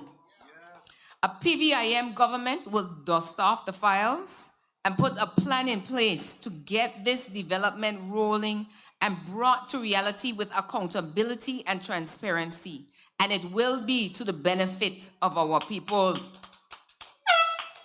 For district family, in addition to these, I don't think I will get any sleep because of the list, and everything that Ian has spoken about tonight is so important to us. and all part of our infrastructure and our quality of life. And I will be the people's project manager. As I conclude tonight, I would like to remind us, I'm going to be like a broken record because we are on the countdown now to the 24th. Because I am still hearing people saying they are not going to the polls. We understand the disappointment in politicians and politics. All of us are discouraged, but your vote can bring change because a blue wave of change is here. Here is why you cannot and must not stay home on the 20th or the 24th of April. The first, voting is your right and responsibility. Blood, sweat, and tears were shed for this right to mark an X, and staying home takes that for granted. We are responsible to our children's children, that no matter how discouraged we feel because of broken promises, we must go out and elect persons of demonstrated character, commitment, and competence to be the next stewards of the affairs of our country, and to show you the power of one vote. If we lose by one, we have lost because your vote matters. The second, not voting is like throwing out the baby with the bathwater. And this throws out the future of generations unborn when incapable management is then elected. 70 plus years ago, our foreparents protested for the return of a locally elected government, starting from this point right here. And to give up on it now, because of the mistakes of a few, is an injustice. We must have hope that the best years of our Virgin Islands are still ahead of us. For district family, the best reason of all is that a proven leader with a vision that you will hear about soon, with solutions, is here, with a team of persons that have character, are capable, and committed to restoring the soul of these beautiful Virgin Islands. We have soldiers who are battle ready and cabinet ready from day one. We will execute the plans necessary to improve the quality of life for everyone with good governance and inclusion. Remember, the thinking that created a problem cannot fix it. And our team offers a fresh and experienced perspective to bring the right solutions to reality. To do the same thing and expect a different result is called insanity. And Mitch, last I checked, we are sane people. Take it from me as your project manager. Do not hire plumbers to do electrical work and wonder later why the lights are off. Virgin Islands family, I have been preaching for the past 2 months that voting is your voice. So on advanced polling day on the 20th and on election day on the 24th, use your voice loudly to demand hope and change in the next House of Assembly. 4th District and all my Virgin Islands family and friends, this election is about you hiring the best team for the job to restore integrity and public trust in our political leadership. I have been on many project teams, and this one is by far one of the best. Because we have one mission, and that is to see generations of Virgin Islanders to be full of hope and prosper in their homeland. On the 24th of April, I humbly ask that you look for that arrow that is pointing up for hope and place your trust in me, Shana M. Smith Archer, as one of your at-large representatives. I also ask the same for my PVIM at-large colleagues that will be in this order on the ballot. Because remember, they're not going to group all of us together. So first, look for Stacy Burameta for empowerment. Next up, Ingrid Moses Scatley for accountability. And Chairman Ronnie W. Skelton for transparency. Smith Archer will round it out for hope and change. I also humbly ask that you will put your trust in Ian Seymour Smith and elect him to be your next 4th district representative in the 5th House of Assembly, so he can remove the band-aids and heal the district with solutions. With your support, he will get the job done. Thank you and good night. Put China in there, we put her to work, watch her tackle the issues. With PVIM at the helm, I said we're moving forward. We need competent leaders working with people to progress this country. Put China and PVIM, cause integrity matters. Affordable home ownership, yeah, we need that. Health and wellness for all, let's fix that. Business development, let's do that. I said we're moving forward. Quality education, let's get that. Trust in our leadership, yeah, we need that. We want progression for all. Longevity to Anigala. Hey, now is the time. Here is the place. Shayna's the one. Let's make the choice for change. Cause integrity matters. Cause integrity matters. Oh boy, wasn't she amazing? Wasn't Shayna amazing? Listen, I gotta tell you something. It's not funny mismanagement of the BVI people's money. We got to stop the band-aids. Can you believe 10 years spent? $4 billion? $4 billion? Man, that's craziness. Country success is tied up with the districts. The country success is tied up with the districts. Did they get that? That means they got to vote in the districts, and then you're going to bring in the at-large. But if you don't bring in the districts, then we have a problem. Huh? When you're going to want help, and you're going to tell you why just now. Hey, a full design for the A.O. Shirley Recreation Grounds. They started and they ain't finished it. I love that. So we're on the countdown. 23 days, people. Who are we looking for? The blue wave. See the arrow? Yes. I got to repeat this. Do not hire plumbers to do electrical work. People, are you listening? Are you listening? Do not hire plumbers to do electrical work. Insanity is doing the same thing over and over and expecting a different result. We need an experienced team. A good government is going to enable what? Economic growth. And if we want a good government, then we have to get a good leader. And there's a fella that gets the job done. You know his name? You know his name? Ronnie W. Skelton. Well, let me tell you about Ronnie. He was Minister of Finance. Where Mitch? He's still there? Good. He was Minister of Health and Social Development. He was a Deputy Chief Minister. He built homes for low-income families. He implemented 911 emergency calls. He introduced policy for increased scholarships up to $18,000. He introduced policy for duty exemption for taxi drivers. He introduced policy for free tuition, agelessly for belongers.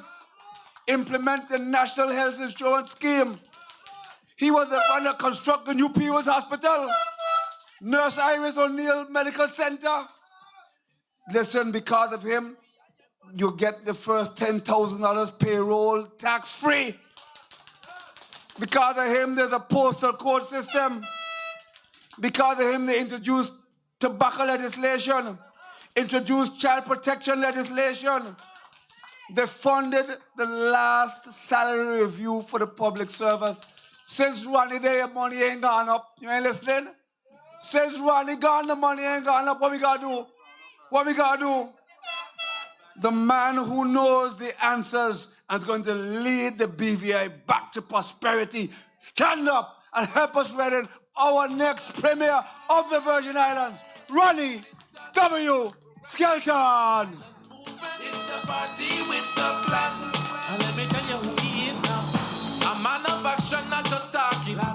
He'll build us up, he's not joking. Okay. A leader whose record is proven. PVIM is the real thing. He's the leader we need in these times.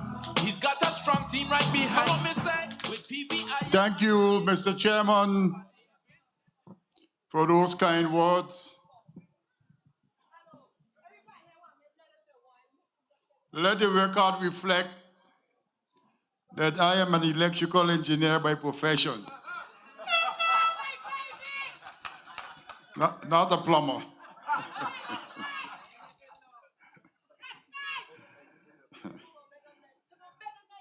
Members of the residents and voters of the 4th District, I am here once again seeking your support, but this time the support is for my 4th District candidate, Ian Smith. Ladies and gentlemen, voters of the 4th District, Ian is no simple person. We need Ian for a time like this. The country is in chaos. Economic conditions are becoming more and more difficult. People are hurting. We need to improve our economy.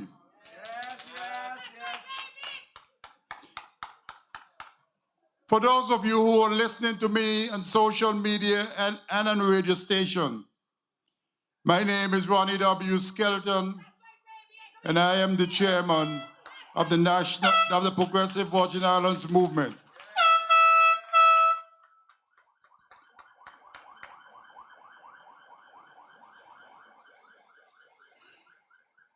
I spent all of my life in Rotown, in the 4th District. I know every hole and cranny in the 4th District. I spent 20 years in Longbush working at electricity. I know when we only had electricity from Government House to right here at the foot of Joe's Hill. I know when we got electricity on Tortola. And I know when we extended to Virgin Gorda. Ladies and gentlemen, residents and voters of the 4th District, you know Ronnie W. Skelton. I get things done. But when I think about those times in the past, when I think about Noah Lloyd and all the people I know who went before me, my ancestors, I call them. Our ancestors had power. They had power to do what they want and how to do the things that need to be done to make the country great. Our ancestors had hope. They were always hoping for a better day for their children and grandchildren. Our ancestors had vision. They had vision that they bought the lands so that after slavery, we were the only set of people that owned lands. So we are not here telling you stories to get us elected and do nothing. I am not a man for doing nothing. Then I don't want to be there. I want you to vote for the PVIM team because you know that they're going to get what needs to be done, done. And if you're sending me to battle, send me with my soldiers. Send me with the soldiers that I have chosen. Because you know I will bring back victory for you.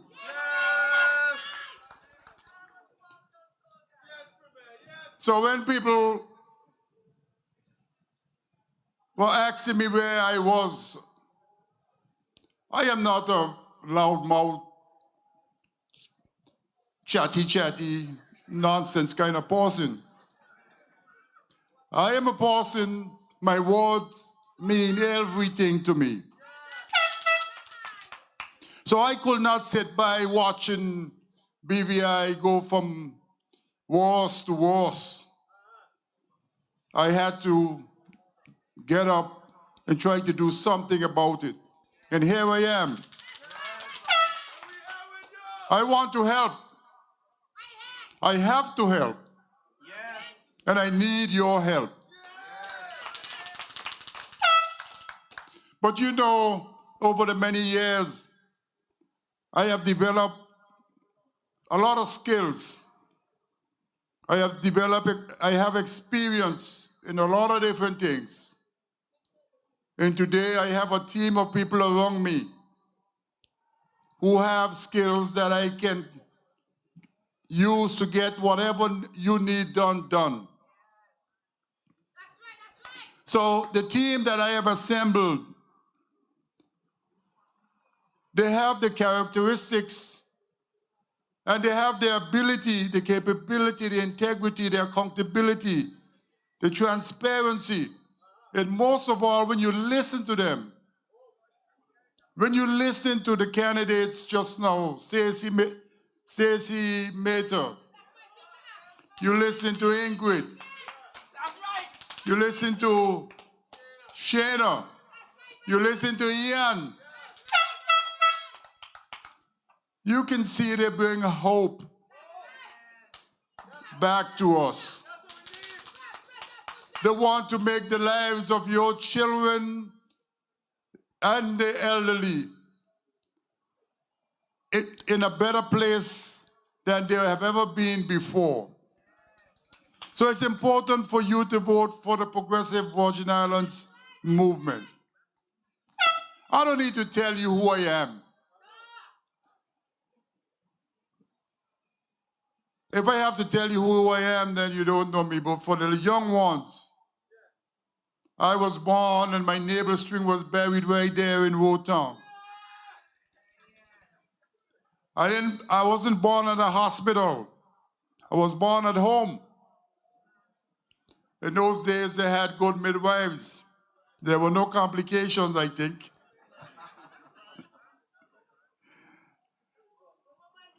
So, the people of Rotown, from the youngest to the oldest, they know me, they know my family. My mother had about 14 of us. There are 9 of us living today. And they themselves have many children. I have only 1. Well, 2. And if you add the adopted one, I have about 10. But I am saying that to say that if you don't know me, you know somebody who knows me. So it's important for us, as a PVIM government, to ensure that this country and its people have the basic things that they need to survive in this society. I want to talk to you a little bit about the NHI and healthcare in general. Next to education, I believe that healthcare is one of the most human rights issues that we must deal with. Healthcare, long ago, we had to leave the Virgin Islands to go to seek healthcare. Today, if we had done the work that was supposed to be done, most of the procedures and things that you needed done now will have been right here in the Virgin Islands at People's Hospital. People going away to do chemo. Before I left, there was a process to have chemo done at People's. If Hurricane Irma did not interrupt our progress, we would have had kidney transplant at People's. We need to get the services in People's because we were heading to a place where medical tourism will have been on our shores. Ladies and gentlemen, residents and voters of the 4th District, medical tourism is a $200 billion business. If you can get 1/4% in revenue, I don't even know how to calculate that. A lot of money. So, ladies and gentlemen, you need people who can expand the economy of this country. You heard what Shano, I think it was, talking about sport tourism. We were on the road to getting the same thing that is happening today up at the gym. So, getting international sport organization here in the country. There's a lot of ways that we can raise revenue here in this country. We just got to put our minds to it and stick with it and get it done. This is the only way, one of the only ways that we're going to be able to get farmers the subsidies they need, to get our young children all the resources they need to compete internationally. This is the only way that we can look after the mentally ill in this society. There is no other way.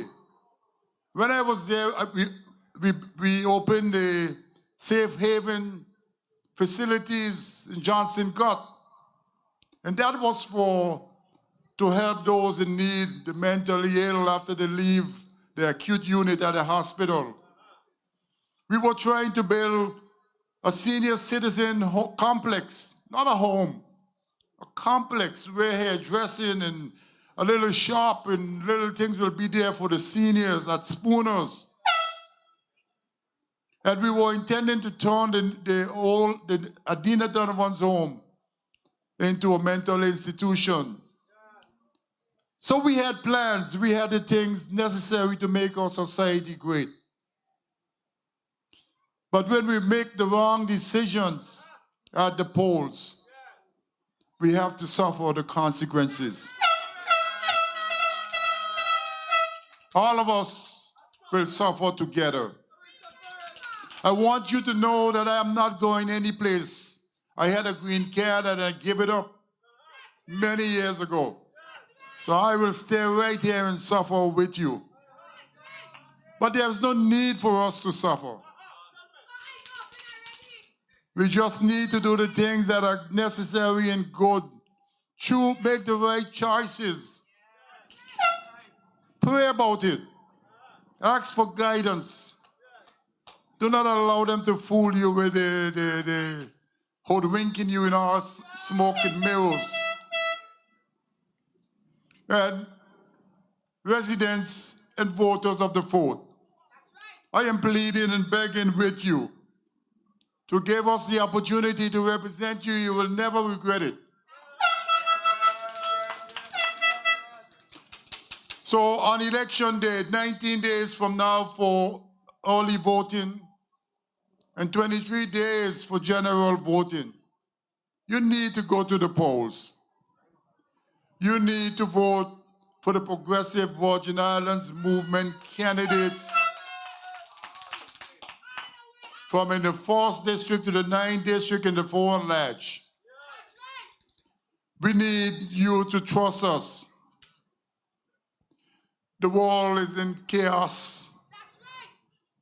We need to shine a light on PVI and let PVI be the beacon of hope for the rest of the world. And we can do this. We must do it. It's the only way for us to survive. And you heard one of my candidates say food security is a must. I don't know if you guys remember what happened if you were here, Hurricane Irma, after it destroyed almost everything that you could imagine. And then Maria came along. Maria had no food to eat, so she couldn't get anything destroyed. There was nothing. But when Irma hit us, the Puerto Ricans rushed to our aid. They came over in their small boats and bring whatever they could for us, because the British Navy ship had many, many, many, many body bags. No food, because they expected more of us to have passed away during that hurricane. And then Maria came, passed us, destroyed Puerto Rico, and was heading for Miami. If Maria ended up in Miami and destroyed Miami, what would we have done for food? We would have had a difficult time here. So we are for food security. We are for the pig farmer, the sheep farmer, the goat farmer, the vegetable farmer, the fish farming. We will do what is necessary, subsidize these industries, so we always have food on our plate. And homegrown food. This food will end up in our hospitals, cafeterias. So it's important, and don't tell us about subsidies. Organized subsidies in agriculture is something that is done over the world, from one end of the globe to the other. So it's nothing new here. All we need to do it in an organized way, so that we be transparent and the farmers are accountable for the monies they receive by production. We have egg farmers and chicken farmers. We need to continue to support these farmers so we can improve our food security here at home. The cost of living is high, especially for people on the lower end of the salary spectrum. They need help. You heard Ian talk about a basket of goods. Instead of the government giving 5% or 0%, 5% import duty on everything, they should have gotten the basket of goods instead of 5% or 0%, and allow that to come in the economy, so the people at the lower end of the spectrum will not have to spend so much money. Instead of doing that, zero taxes at customs. If you wanted to help all the people, you have to help them where all of the people have access to electricity. So they should have subsidized the fuel variation charge instead of giving away all the revenue from customs. It didn't make any sense doing that in my mind. Yes, it's helped a lot of people keep their money in their pocket, but some of us who are important, they need no help. But here it is, and here we are. Now, a PVIM government will now have to think about how to help these people. And we have options. You know, the last time I was there, we gave $10,000 tax-free, the first $10,000. We were hoping to raise it to 15,000. But should we raise it for $15,000 for everybody? All of that has to be worked out. But that's option. So we are here tonight, residents and voters of the 4th District, to tell you we have plans. We know what we are about. We know what to do. We need your vote. We need your help so that we can help you. So vote when you go to the polls on these days, the 20th and the 24th. Vote for PVIM candidates. Vote for Sylvia Moses in the 1st. People in the 1st District. People in the 2nd District. Vote for Mitch Turnbull. People in the 4th District. In the 4th District, vote for Ian Penn. Ian Smith.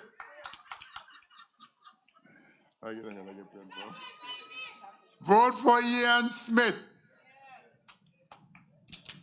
People in the 5th, we have a young mayor up there who's giving trouble. Marvin M.B. Blyden, the man in the 5th. And it's looking good in the 5th. And we have a lady across the waters, Shireen Flax Charles. She's up there fighting with 3 men. And so far it looks like she's going to win that fight.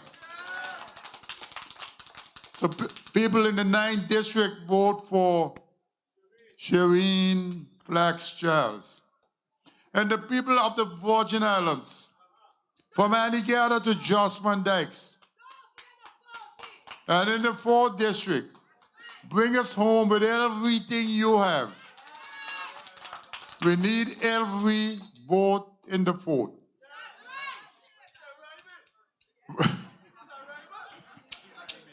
Vote for Stacey Mater.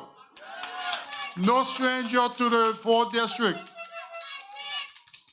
Stacey has your children and your grandchildren future in his hands. Vote for Ingrid Moses Catliff. I need Ingrid.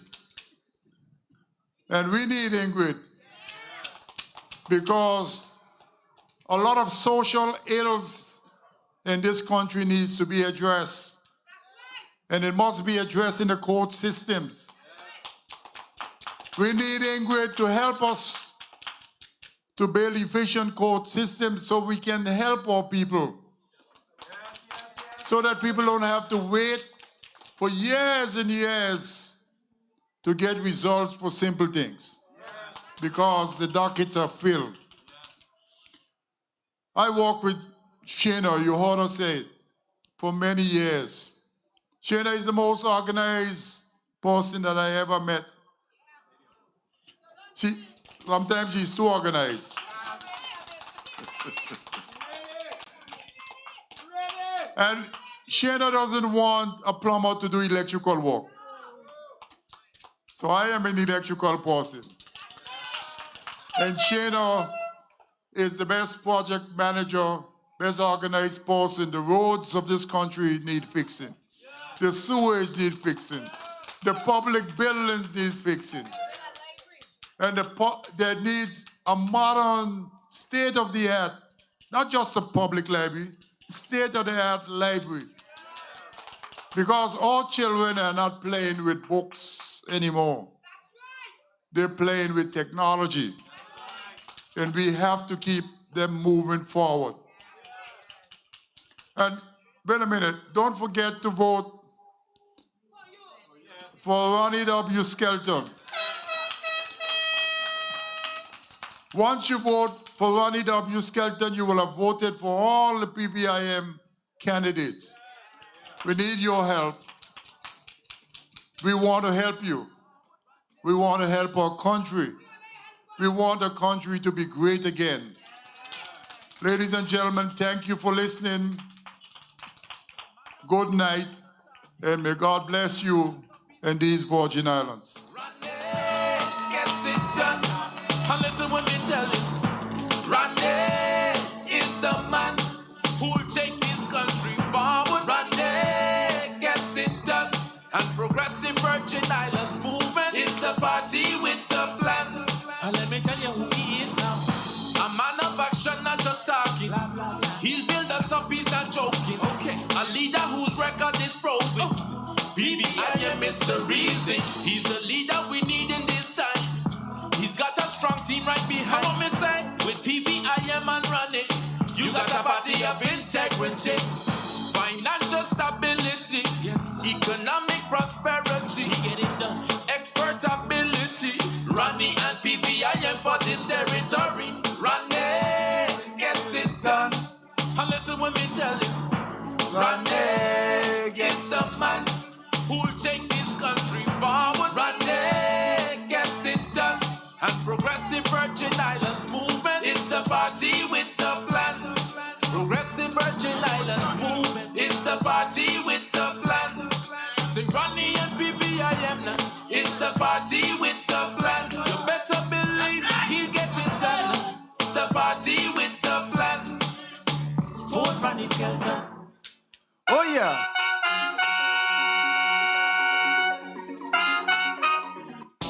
Come down with this thing simple, solving the problem. One way to vote at PVIM. Ronnie and the team gonna make things happen. You know we're strong and together. We got to try secure the future. We got one common goal. So let's go to the polls and vote Progressive. You think it easy when you're trying to look out for each other. Oh yeah. Oh yeah. So, folks, what I say, Ronnie never did nothing. Ronnie ain't no loudmouth. What are we talking about? Victory is mine, saith the Lord. Victory is mine, saith the Lord. We got it. Integrity, transparency, empowerment, hope, inspiration, and accountability. It's not funny when you mismanage the BVI people's money. When he said medical tourism is $2 billion business. How much? 100? 200 billion, the party. 200 billion, it's long. But listen, I want to remind you this. If you make the wrong decision, you will experience personal and national. You will experience personal and national pain. That means we're going to suffer people. And when he said, please, don't send me alone. Send who? Send me with my soldiers. Look them here. Look them here. Those are the shoulders. So listen, folks, before we close, I want to first of all quickly remind you folks that on the 2nd, that's tomorrow, we're in Virgin Gorda. Yeah, we can't leave Shireen out. We're getting down there Monday. On the 3rd, we have the District 7 rally, the ticket. And then the 5th and the 5th, where is MB? The mayor. Oh boy, the 5th and the 5th. Listen, don't miss that, you know. And then you got to wait, but it's coming. It's coming. Don't miss it. Don't miss it. And on the 6th, we got a town hall meeting. And Igada, we ain't leaving nobody out. But before we go, I want you folks to know there's a basketball game on. King of the Courts Championships. And guess what? Right over there in the gym, we're in the final.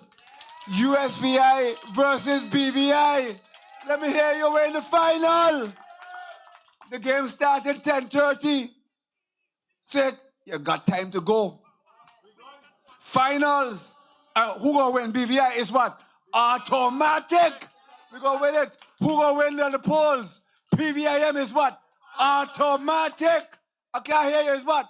Automatic. So, folks, I want to tell you, may God bless you all, and may God bless these wonderful and beautiful British Virgin Islands. See you over on the court. Good night.